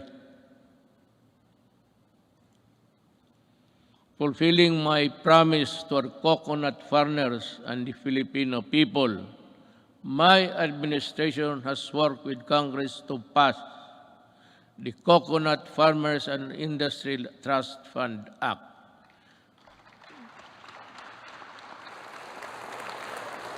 We have returned also the cocoa levy funds to its true and rightful owners, our coconut farmers. The fund is now worth estimated to be 75 billion, which will be utilized according to the plans and programs in the Coconut Farmers and Industry Development Plan for the direct benefit of the coconut farmers and the development of the coconut industry. In our effort to ensure that food is within reach to every Filipino family, we work for the passage of the rice tariffication law in 2019, despite pushbacks. This resulted in the stabilization of rice supply and food prices and the proceeds from the tariffs that enabled us to provide our farmers with modern machineries that increase their yield and sustaining growth agricultural production. We also fulfilled our promise to improve free irrigation. That was the first promise I made in San Miguel, Bulacan when I was campaigning. The farmers invited me to go into the farms inside San Miguel, Bulacan. And we had a sort of meeting, and the first thing that they were complaining about was the severity of the irrigation, that they have to pay 5,000 every month, every year. So sabi ko, I will work on it. Free Irrigation Service Act of 2018 is the product that now lowers the cost of the south, and the other one is north. Wala ko kam. As the rich cartel dito sa Southeast Asia, ang kinakapture nila ang electricity pati tubig. Dito sa tubig, in this contract with water concessionaires, we made so many concessions that really, sabi ko, if you look at the contract and look at the anti-graft law, talagang it's all anti-graft. All of the sentences, even the period, and question mark there. Bakit? Sila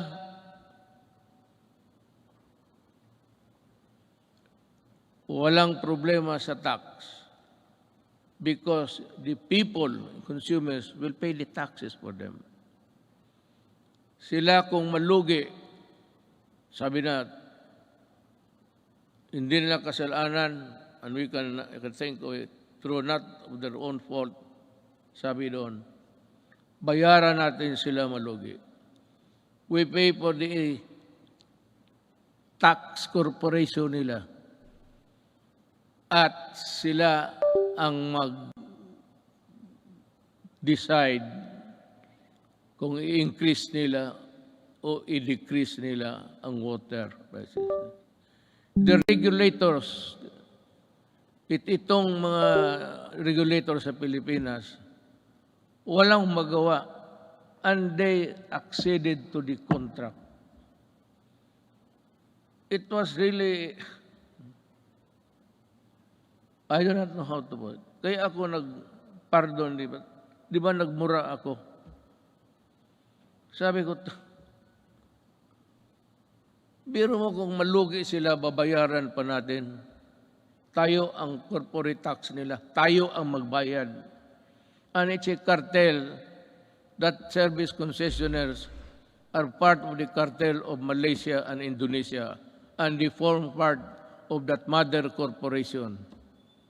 Itong mga sa Pilipinas, pati Malaysia, Indonesia, they are just, kumbaga sa storya, chapter lang yan sila. It's being controlled up by the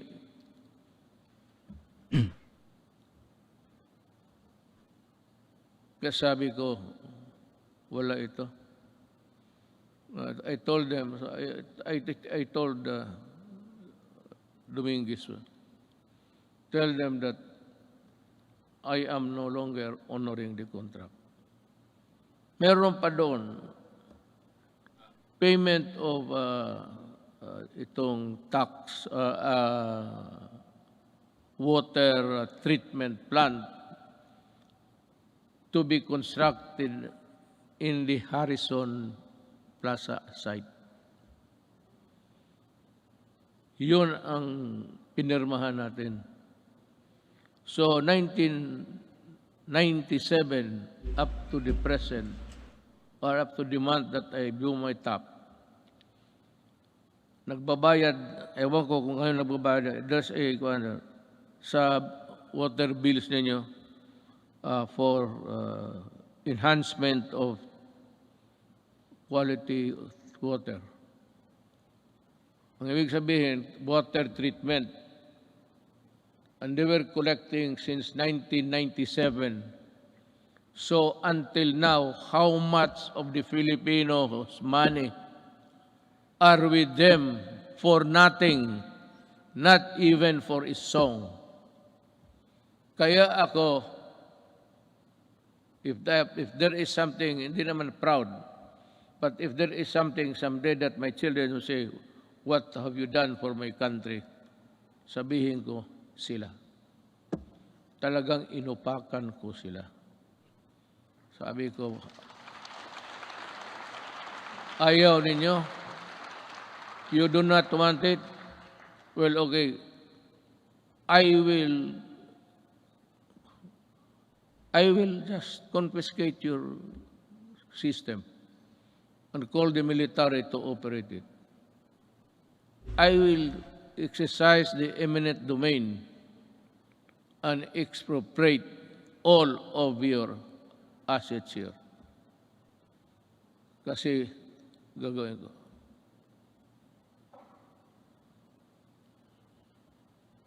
Yun ang nangyari sa... So that sinabi ko sa military in one of our meetings immediately after that incident, I said, if I do not make it to the finish line, kindly, look kindly at the Filipino at tanungin ninyo kung ano na ang nangyari sa kanila. Yang tubig na yan. Now there is a new contract. I have not yet, I have to thoroughly digest it inside. I have to absorb it, every word of it, that the Filipino is protected. Pag nandyan na yan, then I will sign. But I will not forget. I'm telling them, the crime is there already. And any Filipino who would want to go after you can. Sabi ko, I will not free you. I will not, there's no waiver in you. I will never allow that. Just make a new contract.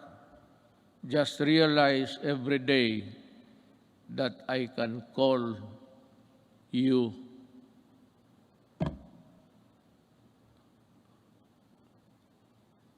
itong frequency ng ABS-CBN. Yan ang pinaka-ideal kasi, you know, frequency is everywhere. But there is a spot, kung sa Gulf is a soft spot, na maganda yung... Wala akong problema sa ABS-CBN. They got my money, I'm not for that. They wanted to return it when the case blew up, but they printed all the garbage, including my daughter as a drug trafficker. Nilamon ko na lang lahat yun because I never wanted to appear vindictive. But itong they are cheating government by the billions in taxes. And they still want that frequency because yan ang pinapag-awayan. No. I will give it to a Filipino na gustong magawa ng tamang unpay because isa ABS-CBN, even their equipments were imported tax-free. Kaya talaga ako hindi magpapayag. They still owe government billions. In the contract dyan sa nakalagay doon 4 hectares. So ang binabayaran nila 4 hectares sa property tax. Suppose occupying 40 hectares. That complex there. Pero ginamit nila na papel, yung 4 hectares. Yun lang ang binabayaran nila.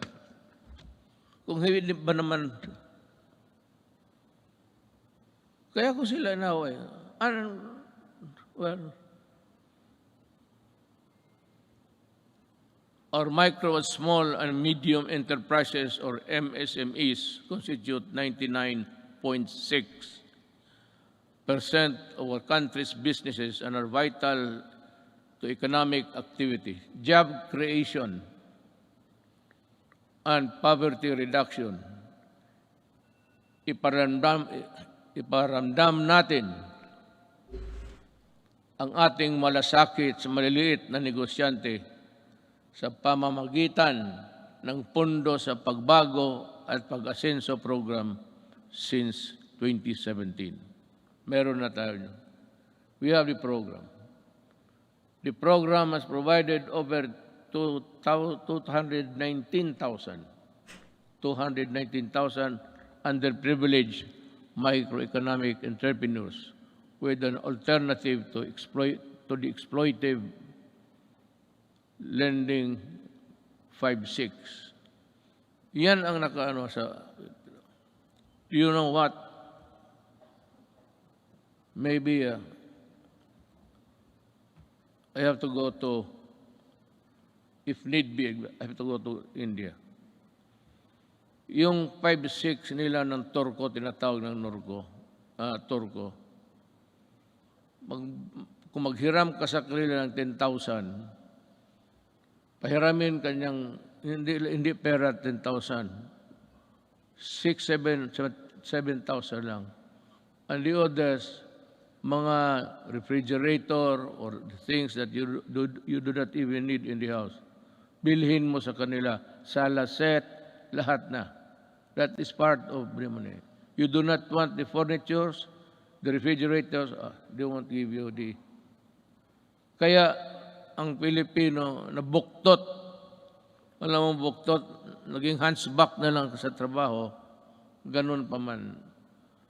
Kaya ako, sabihin ko itong mga Turko, you better come up with a fair scheme. If you want to go into business, money lending, but not at that usury 1,000 times. Likewise, to further support development of our micro and small business, we initiated radical reforms in the tax system to ease the taxation burden and increase the net income of lower wage earners and small businesses. Thanks to Congress.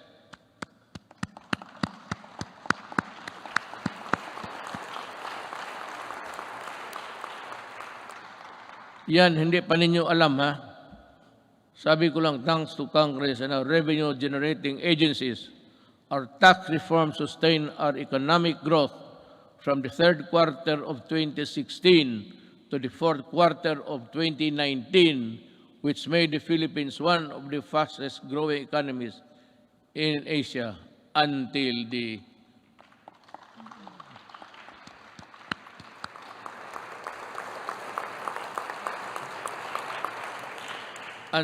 the pandemic scourge. Yan talaga ang, well,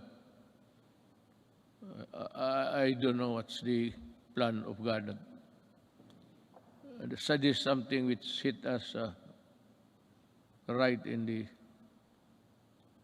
heart. We see there's no way of telling when this virus would disappear from the planet of the earth. We can only pray to God to look into our direction and decide on what will happen to this planet He created. However, tax laws are not always perfect, and that is why every now and then they have to be revisited to see if they are at pace with the changing times. Let us therefore continue to monitor the relevance and the impact of our tax laws on individuals and private institutions to prevent serious damage on their financial health. Going now to the social and health issues. To unburden of people from the hefty cost of tertiary education, my administration worked with Congress to pass a landmark legislation that had remained unpassed for so many years. The Universal Access or Tertiary Education Act in 2017, which provides free education to college students and state universities. Thank you, Congress.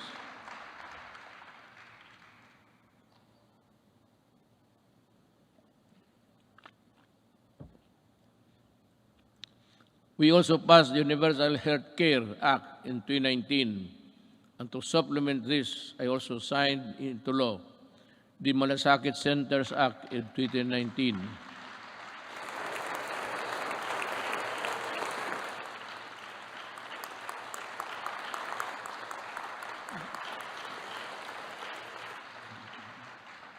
Kasi ganito yan eh.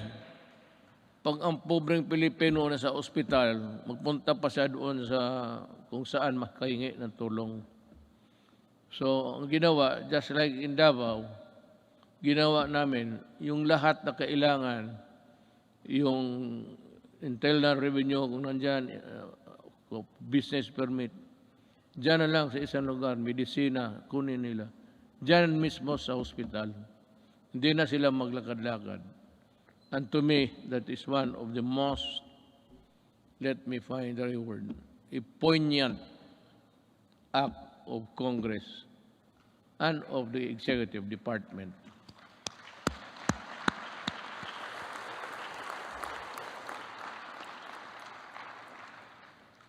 Legislation which was sponsored by Senator Bongo.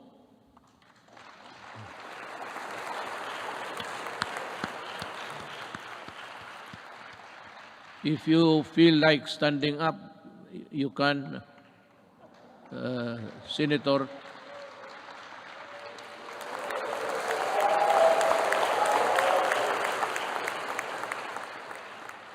Masikat ka pa sa guest speaker.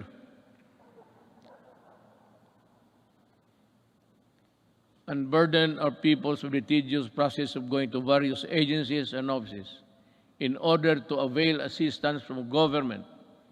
I am pleased to report that we have already established 130 malasakit centers across the country. That has already helped millions of Filipinos in their hospitalization needs. By establishing malasakit centers all over the country, we have actually leveled the playing field and provide our less fortunate countrymen the medical care they deserve. We will be establishing more, God willing, if we are still around. Sa pagtatag ng malasakit center, hindi po kailangan lumapit at humingi ng tulong sa iba't ibang ahensya ng gobyerno. Ang gobyerno na ang lumalapit sa tao.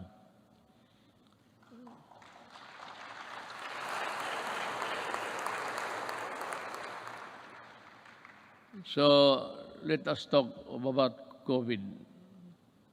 It's mentioned everywhere in the speech, but what's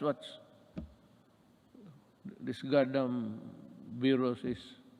I have to admit, back when I decided to answer your call and run for higher office, never did I imagine that my presidency would not only be judged by how I made good in my campaign promises in fighting illegal drugs, criminality, corruption, but how well I led our nation during the global pandemic.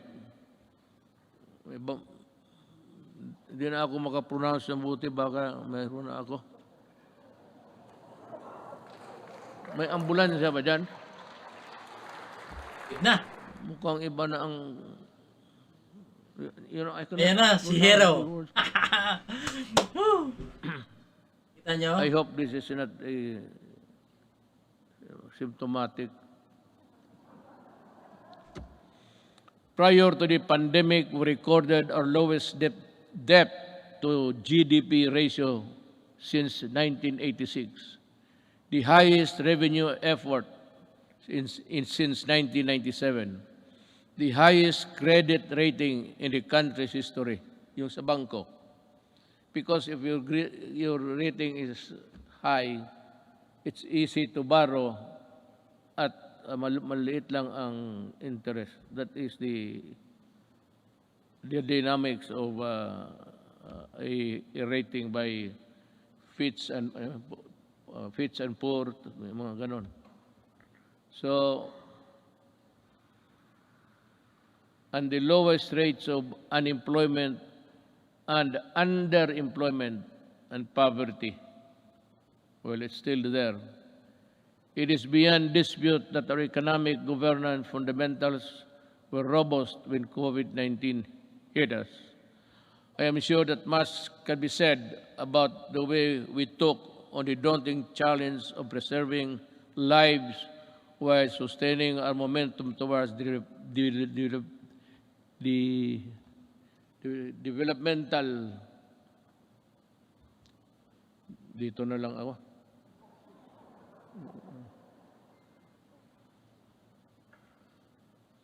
goals. Naturally, we prioritize saving lives. Buhay muna bago ang lahat. Ibig sabihin, inuna natin yung gastos, yung pera natin sa pandemic.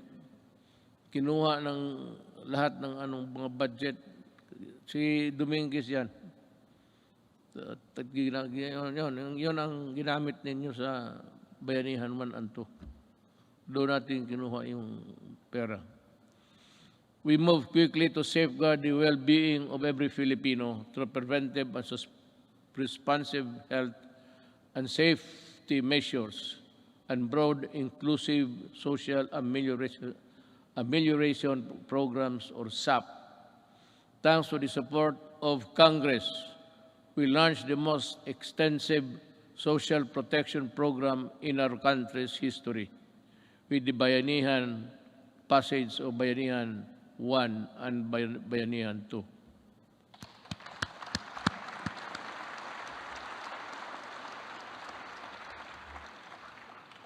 Indeed, our national health system and the resilience which were tested to the health. Countless lessons we learned and continuously improvements put in place. Kahit anong crisis ay kaya malampasan kung tunay na may malasakit at bayanihan. I agree. At the early stages of the pandemic, our testing capacity was very limited. Recognizing the importance of conducting more tests to ensure early detection and timely isolation of confirmed COVID-19 cases, we ramped up our testing capacity. We now have more than 260 accredited laboratories nationwide, which is still capable of conducting at least 50,000 tests daily. All regions now can conduct their own COVID-19 tests. To take care of mild and asymptomatic cases, we established over 9,000 temporary treatment and monitoring facilities across the country, with a total bed capacity of more than 140,000. Together with the local government and the private sector, we quickly established mega quarantine facilities that could accommodate more cases. Modular hospitals and quarantine facilities have also been established nationwide, especially in Metro Manila. For our severe COVID cases, our tireless health workers will continue to ensure that you are provided with the best care around the clock based on the latest development global best practices. Our health experts continue to actively participate in the search for safe and effective COVID-19 medicines. With the help of Congress, kita mo sa lahat, I never said, wala kang magiging I developed caused the construction of a bridge that is nowhere to be found today. Yung ako sa inyo talaga, with the help of Congress, we passed 13 measures that establish the new and improved the capacity of existing hospitals around the country to provide quality care and services. Our people, especially amid the ongoing pandemic-19.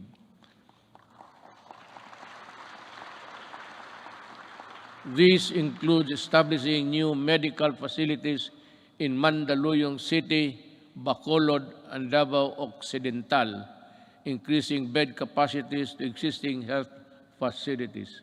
In Quezon City, Ilocos Sur, La Union, and Palawan, the upgrading of health facilities in that area to include Leyte.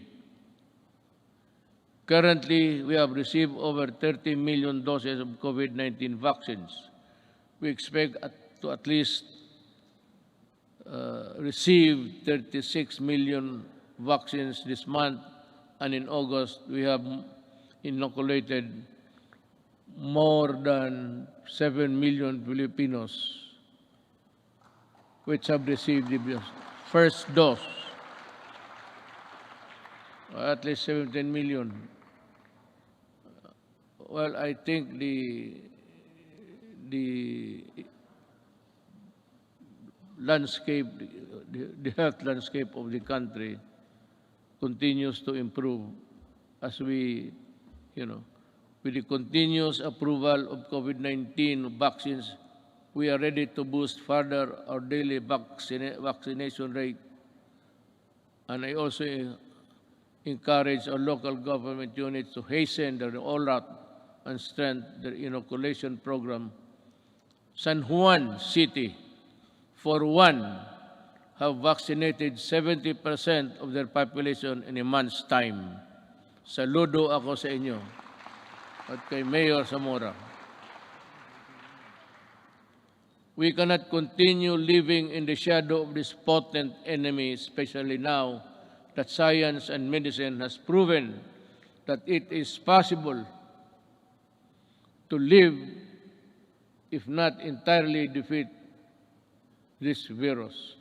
The health and safety protocols we put in place have proven effective in slowing down the spread of virus. But the best solution is still vaccination. Am I to mataas na ba? Kasi kung mataas na, putulin na lang ninyo itong gumagalaw dito para sabihin ko, wala naman akong mabasa. Pag matagal na, those who want to go home, raise your right hands.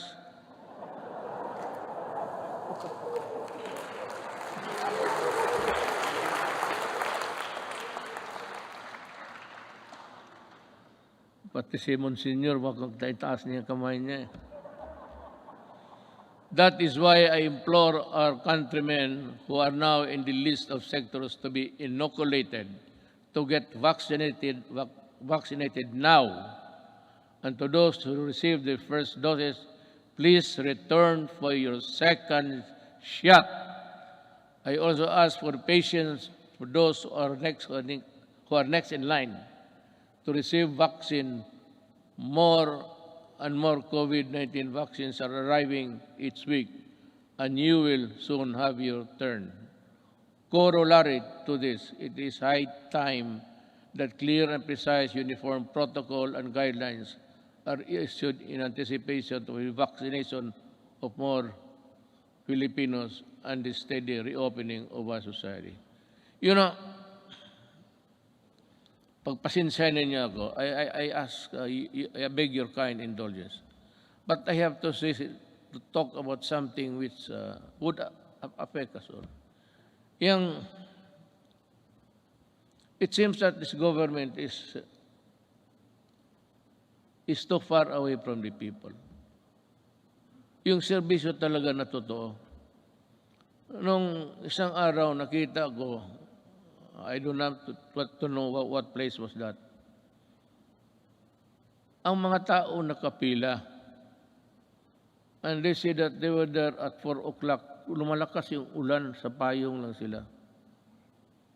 So nanonood ako sa report because I listen to the report every morning. Makukuha mo sa mga radio station yan eh.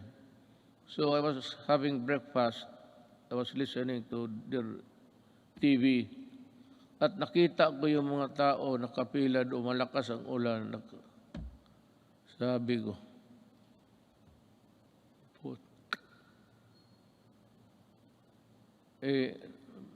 doon sa breakfast table, nagmura ako.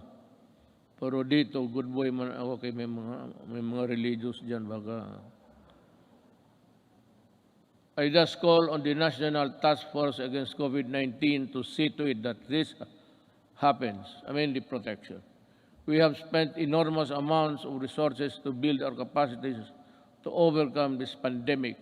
We cannot afford more lockdowns, lest our economy bleeds to the point of irreversible damage. Balitan ko yung bakit mo papilahin? At sabi kasi doon, libre lahat na, wala nang So nagpuntahan yung mga tao, nagpila, kasi wala nang lista-lista. Pero sabi nung ito, alas 4 pa sila.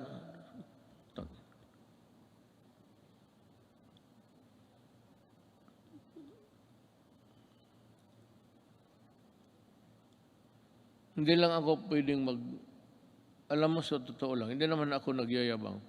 I'm just an ordinary Filipino citizen.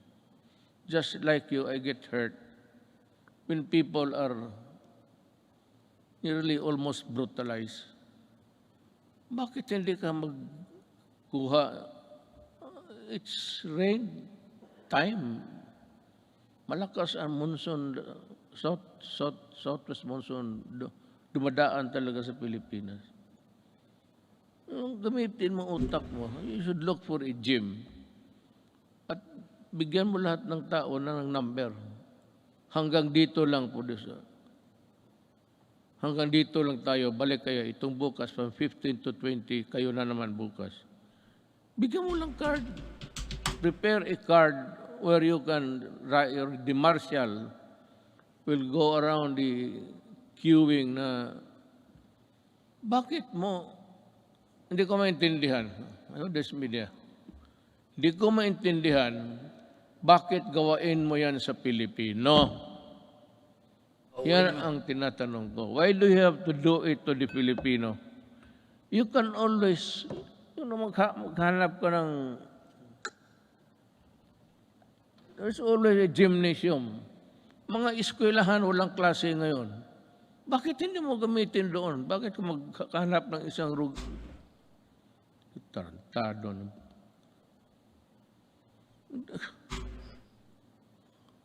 Kaya lang ako, well, it is to my chagrin, because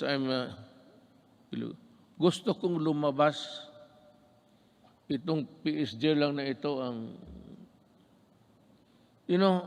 sabihin ko sa inyo, huwag kayong magpresidente. Wala talagang, sabihin ko, maliit ang sweldo. Wala ka. If you're not there really for mag-corrupt ka dyan, well, it would make you a billionaire overnight. But kung magtrabaho ka lang ng ganito, ako presidente, gusto kong lumabas doon, sabihin ko, hoy, bakit ganito to? Bakit ganon kayo ka-stupido?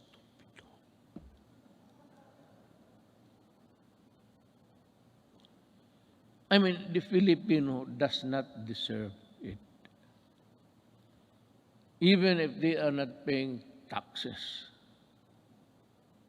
Because the theory of government is that all money belongs to the people. And the money is there. It belongs to all of us. And it should be used for public good. But what is the use of public good if you are not good and stupid? So, ganun ang mangyayari sa Pilipino. I'm just letting off my... Grabe haba yung speech, Kasi diba? kung hindi lang talaga bawal, itong PSG, hindi ako pinapalabas. Magsabi ko, magpunta ako na, sir, hindi pwede yan, hindi pwede. Kulong talaga ako. magpresidente ka, sa totoo lang, you are a prisoner.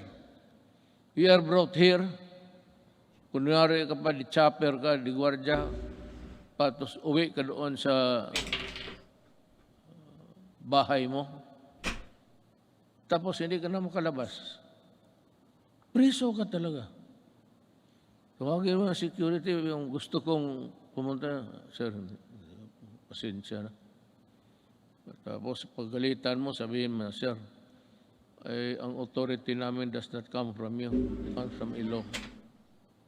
So, kami ang masunod. Talagang, sige ka, pero bunch of papers, if you read it, hanggang umaga, trabaho ka. Sweldo mo, ganun lang. Just give me 219,000. Tapos ganun ang trabaho. Mag-isa ko. Butit ngayon, kaya nandito yung asawa ko at dito yung anak ko. Nabubuhay yung loob ko kung mag-uwi ako sa bahay ngayon. Looking forward. Today is my last State of the Nation address. But this is by no means my swan song. I shall never cease to implore Congress to pass vital and critical legislation as well as to push the entire government to ensure nothing less than the full recovery and revitalization of our country. But to do this, it is necessary for us to first overcome the crippling fear, anxiety, and uncertainty that was caused by the threat of the COVID-19 virus. Well, I really do not know what to do. I have to listen to the task force.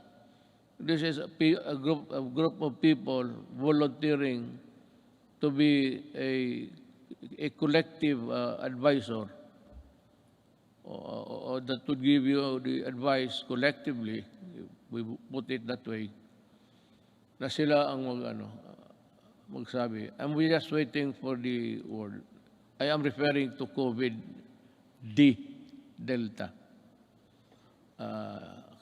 It is rampaging now in Indonesia, Thailand, India, and many parts of Asia. And ang sabi doon sa the Western medicine says that it is far more aggressive and far more dangerous, and it can cause death easily than the COVID-19 original. So this is as good as any other time to say it. If says that it is really dangerous, you have to go back to lockdown. If there are many people in other parts of the world killing as many than Delta, if ever it will spread, we have it here now. I hope it will not go any further. But if something wrong happens, I'll have to be strict. And I have now my word that there will be,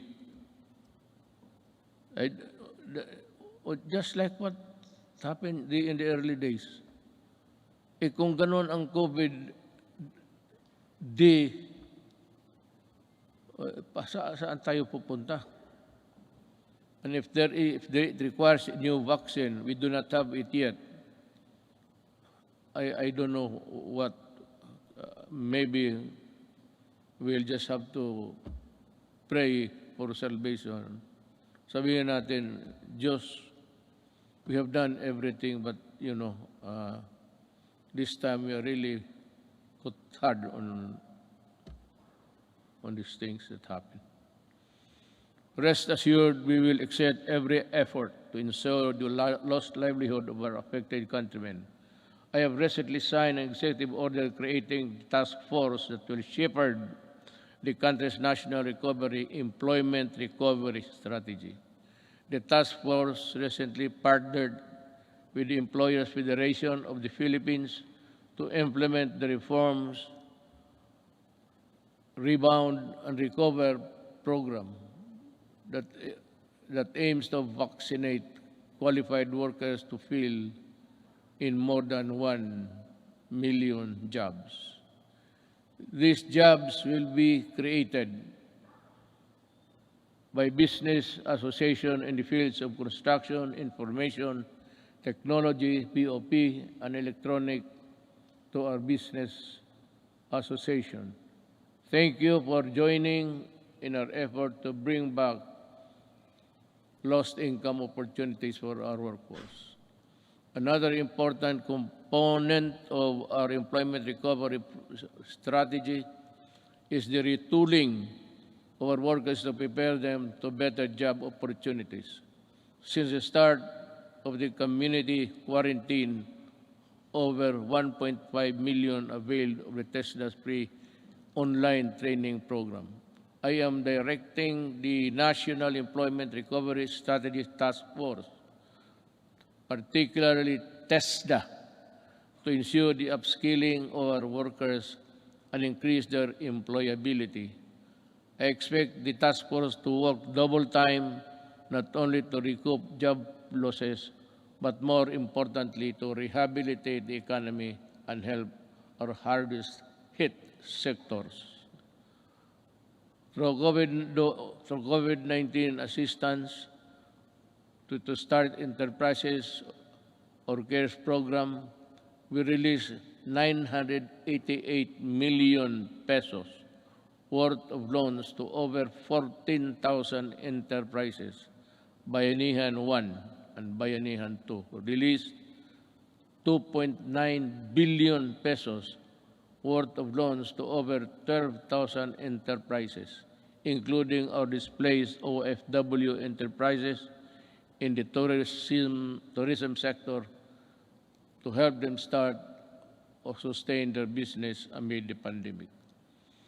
Along this line, I would like to renew my call to Congress to immediately pass the amendments of priority legislative measures such as the Foreign Investments Act, the Public Service Act, and the Retail and Trade Liberalization Act.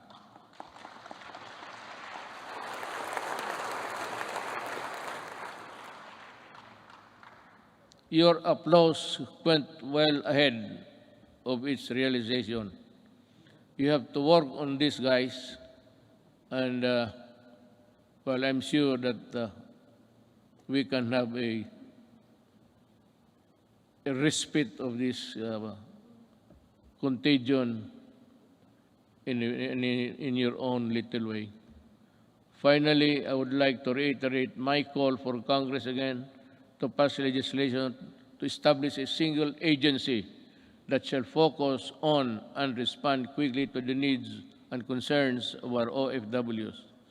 I pray that our next leaders and our future generations will not squander our natural resources and fight for integrity of our environment in a manner fiercer and more effective than my administration had ever done.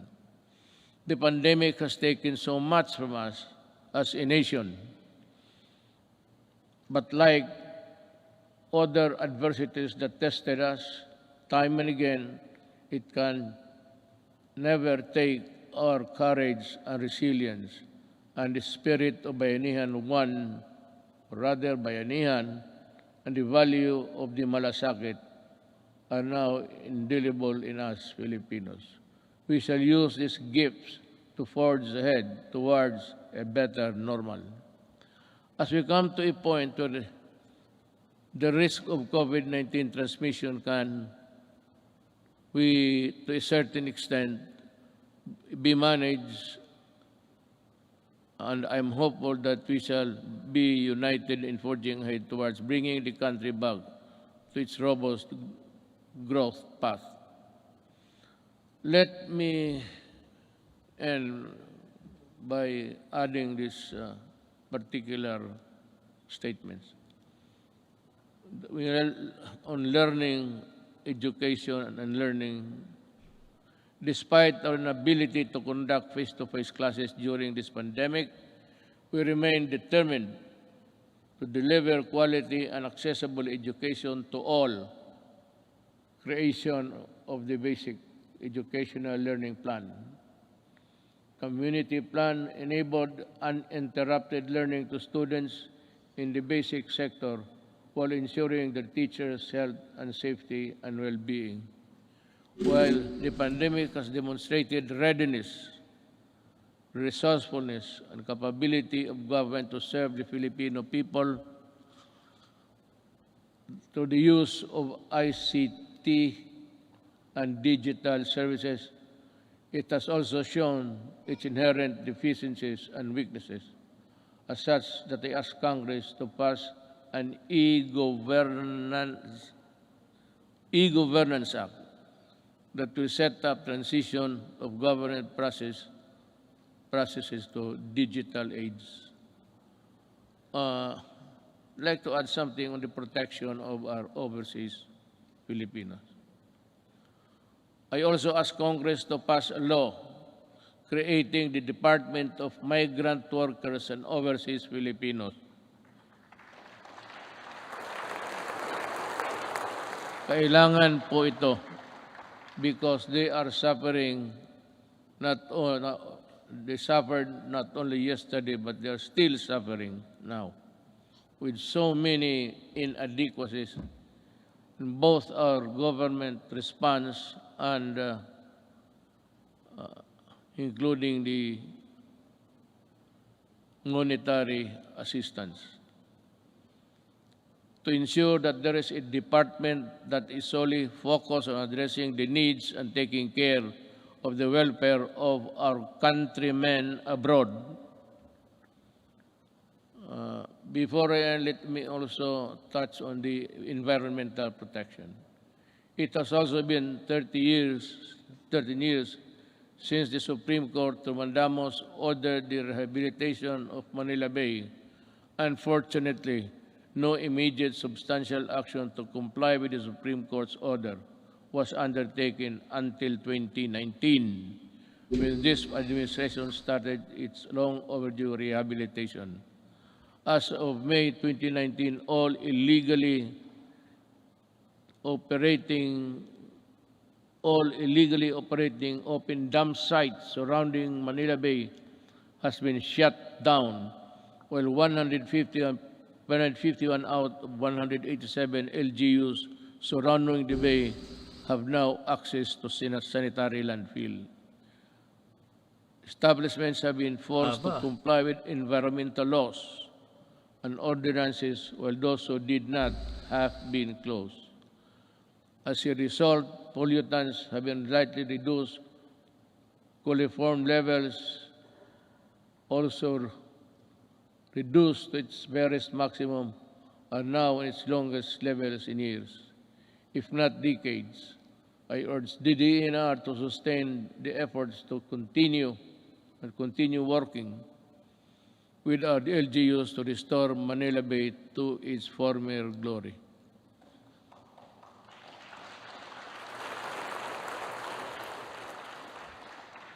Okay. Ayala pala nandyan. You know, just one little thing before we end. Yung pag-ano sa Manila Bay, where there is the corner where all of the garbage by current, by action of the current, nandito marami sa likod ng Luneta.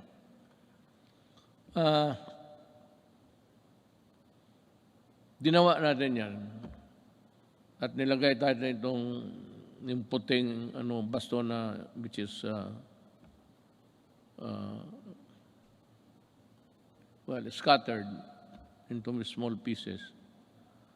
Nawawala minsan yan because of the waves.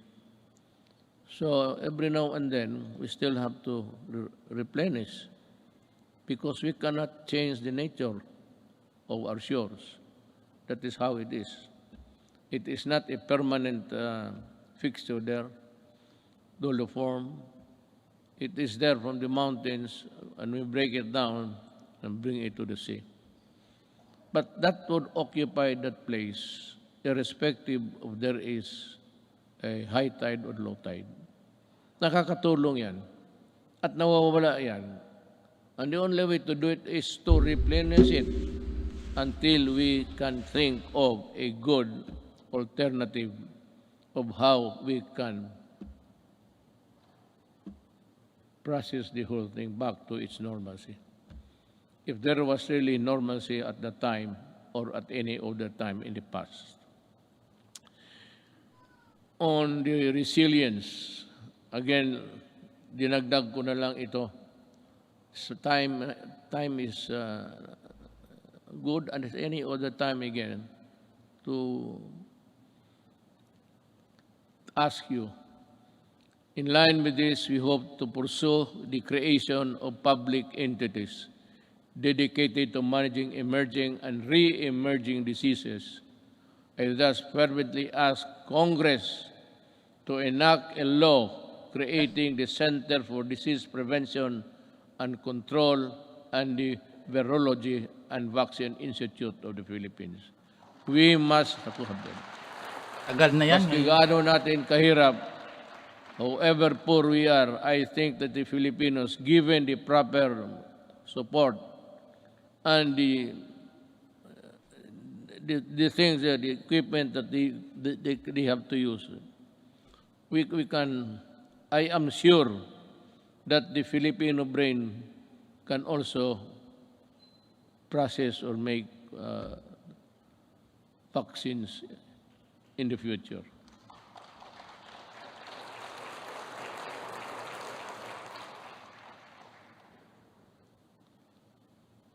Tapos na po yan, ma'am. I ask Congress to pass the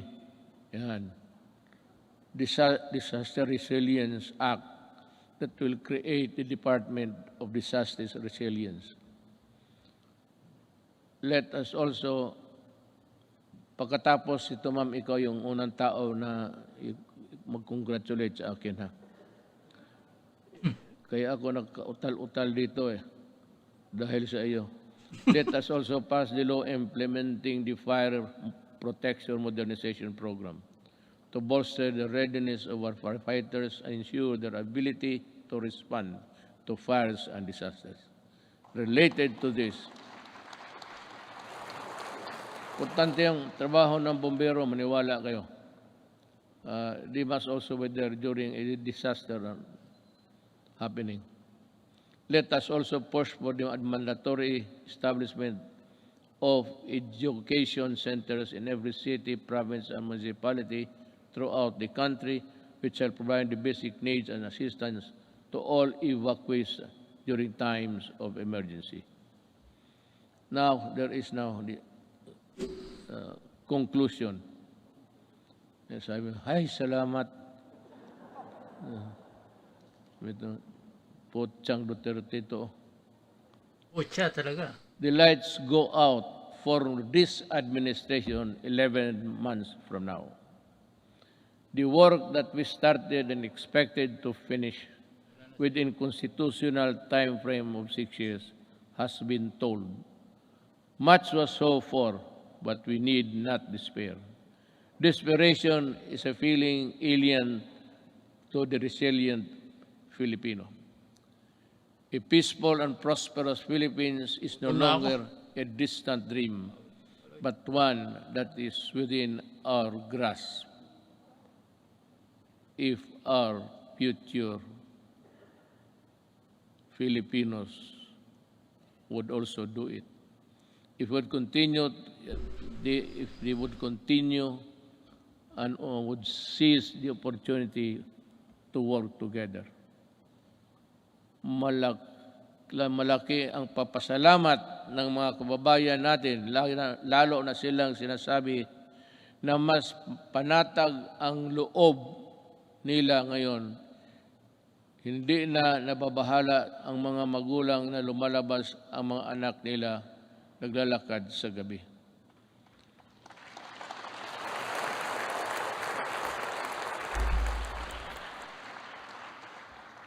I will not elaborate on anything. You can draw your conclusion. Alam mo, when the Filipino, a father, a mother, or a child, naglalakad sa gabi, at siya ay, kagaya ng iba, even in America, you go into the inner cities of LA and New York, sa Washington, D.C., there's a corner there, they say, do not go there because you'll not come out alive. Ganon, kung hindi maglakad na sila, puro takot na lang ang nasa loob nila, ma-hold up sa jeep, tapos pati yung taga-ombudsman na buntis, patay pa, pati yung bata sa loob ng tiyan. But just to get the money to buy shabu. Because when the monkey is riding on your back, yung katawan mo hindi mo na maano. That is why you need to higop, sip. Kailangan mo maghigop at kailangan mong pumatay pag wala kang pera. Hindi naman talagang papatay. Maybe not. The mind is not ready for that. But in the struggle, you put up a struggle, if you are the owner of the money, talagang papatayin ka kung hindi mo ibigay. Yan ang ayaw ko. Kaya nung na-mayor ako sa Davao, ganito, mga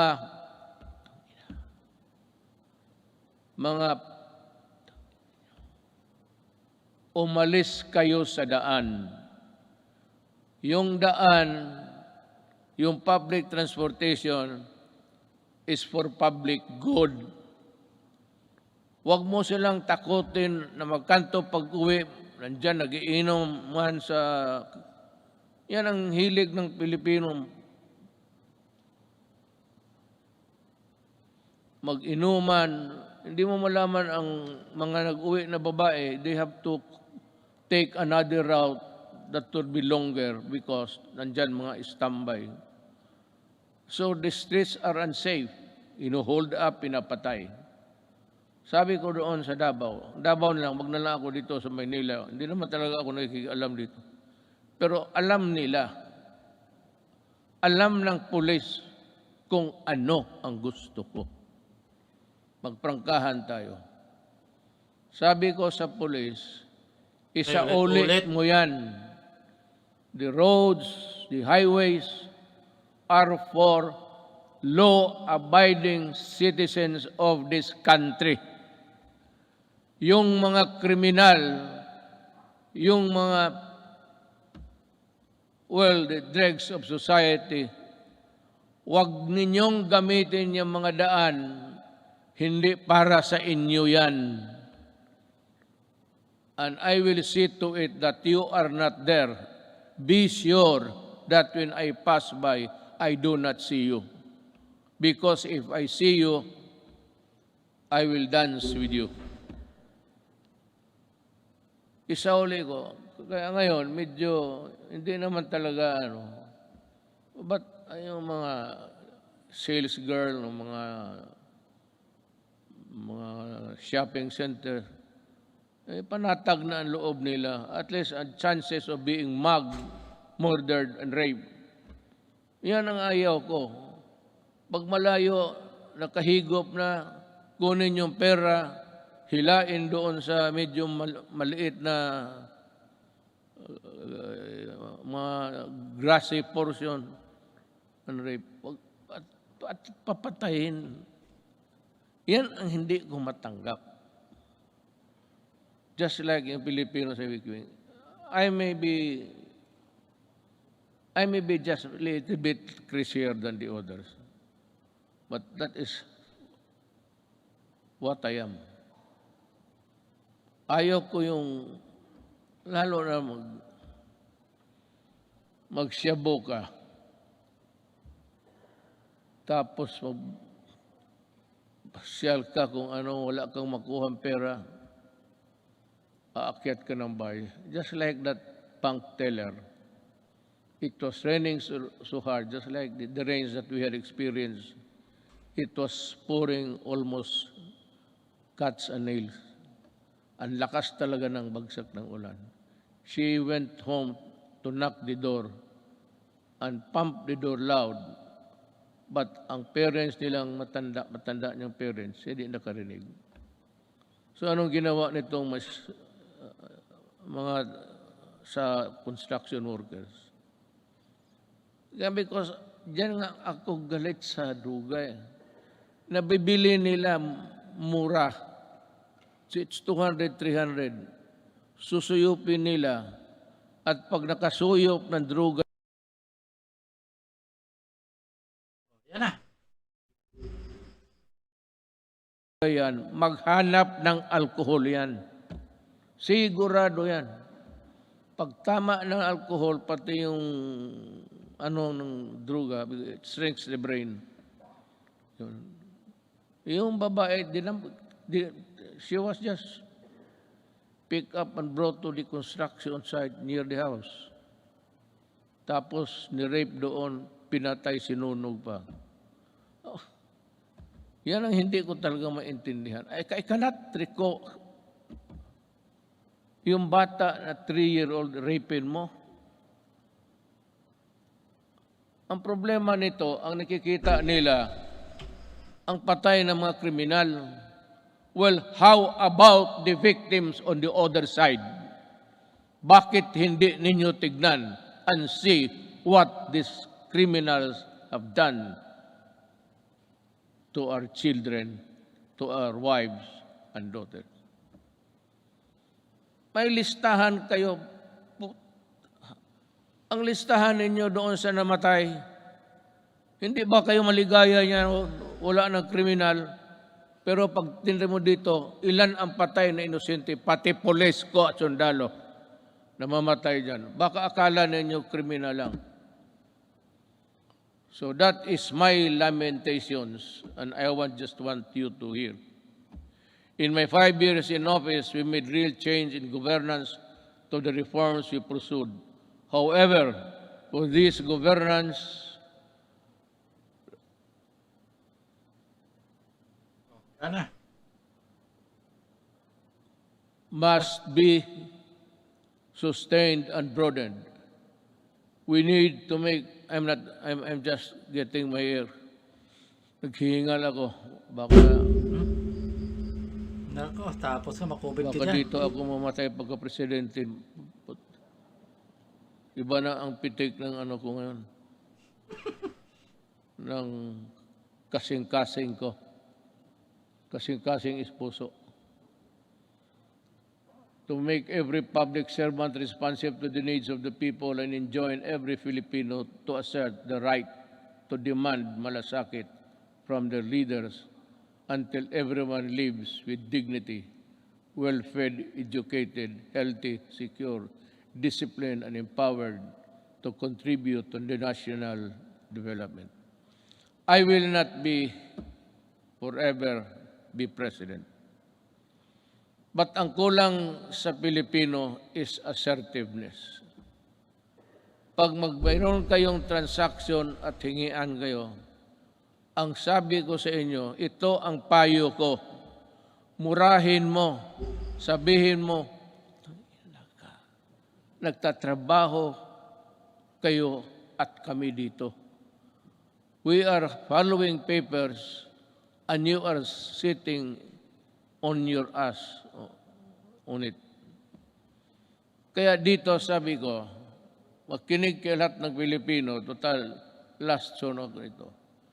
Pag may mag-follow up kayo, permit, clearance, at maghingi ng pera, murahin ninyo. Sabihin ninyo, yan, sabi ni Duterte, sampaling ko kayo kasi ako nagbabayad ng buwis.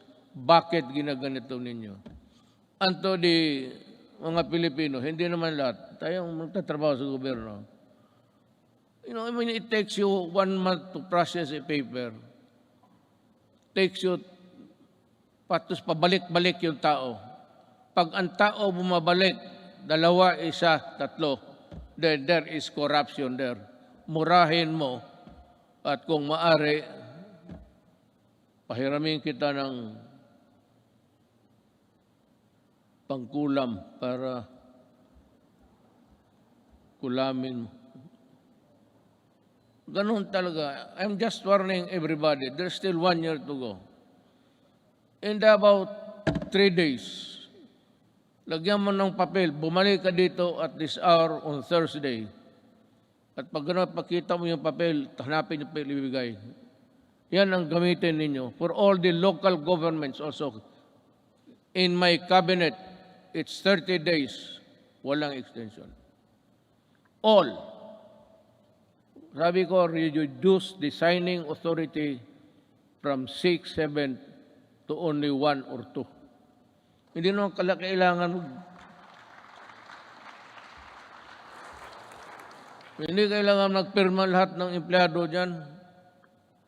1 or 2, yung iba mag-process lang. But if you cannot process it also in so many days, in Davao, if there is a clearance which is long overdue, hindi mo na pwedeng ibigay doon sa tao. Ibigay mo sa akin at tanungin kita mo, bakit inabot ka ng ganitong? There's no other conclusion.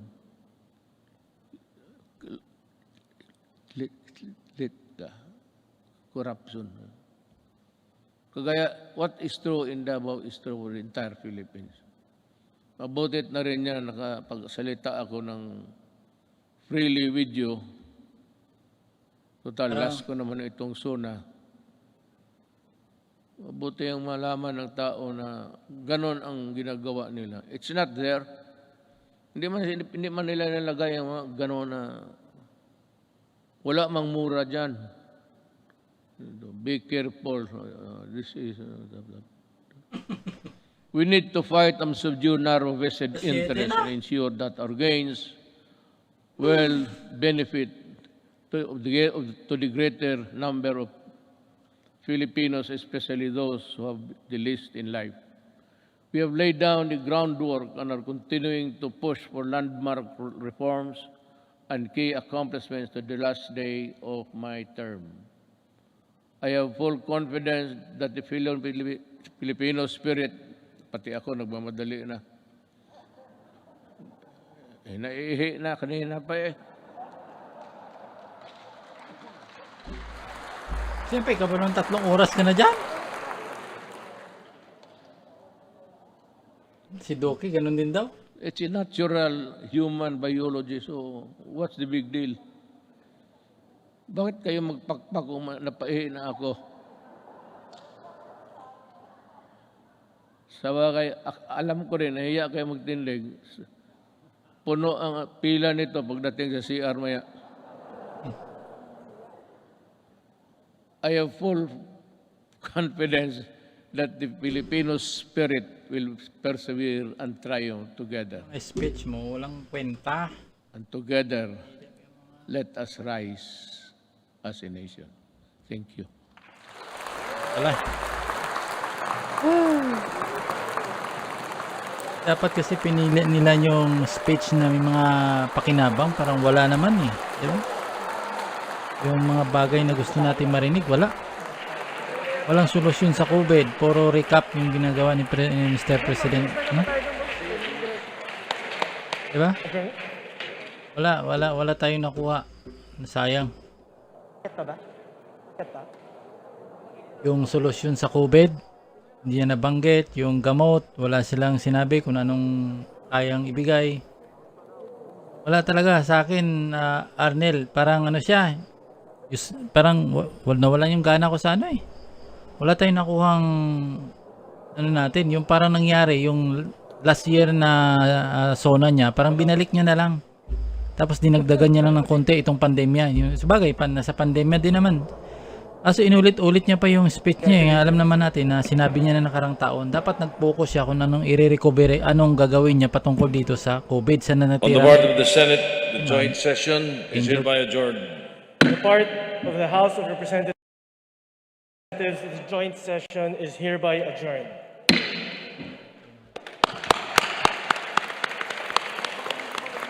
Pilig ko na to.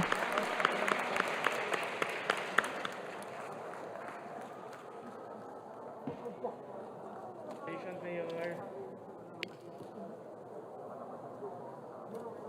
Ang push nito. Push na yan. So yan o, yung inaasahan natin sana na sasabihin niya. Kasi siya din naman nagsabi, halos 11 months na lang yung ano niya, natira eh. Dapat hindi niya, yung sinabihan niya yung mga scriptwriter niya na hindi niya na lang isusulat. Sana ang ipopokus niya sa 11 taon niya to. Kasi parang gusto niya talagang bumango. Isunulat niya yung gagawin niya sa pagsugpo nitong kung anong gusto niya itulong sa ating mga kababayan. Sa 11 months na natira sa kanyang panungkulan, wala eh.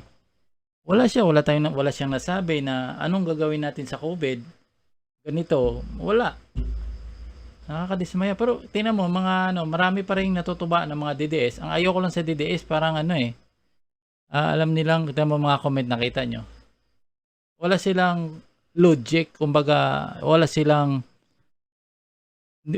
paki sa talagang kalagayan, basta suportahan nila kahit anong sasabihin, kahit parang nagtanga-tangahan, kumbaga ba. Kung talagang may malasakit ka kasi sa bayan, makikita mo na wala talagang laman yung sinasabi niya. Doon, parang ginawa niya, inulit-ulit niya lang. Diba? Nakakalungkot. Parang nasayang lang yung nasayang lang yung 3 oras na, halos 3 oras nagutom ako eh. Alas 3 pasado kasi ako, mga alas 4. Alas 3:30 ata ako nagutom ako tapos ganito rin naman pala. Sana, bakit kaya hindi nagpasingit ng script doon sila ni Congressman Marcolita, Congressman Mike Defensor? Alam ko kasi yung mga congressman, may mga contribute yan sa pagbibigay ng ulat ni President Duterte.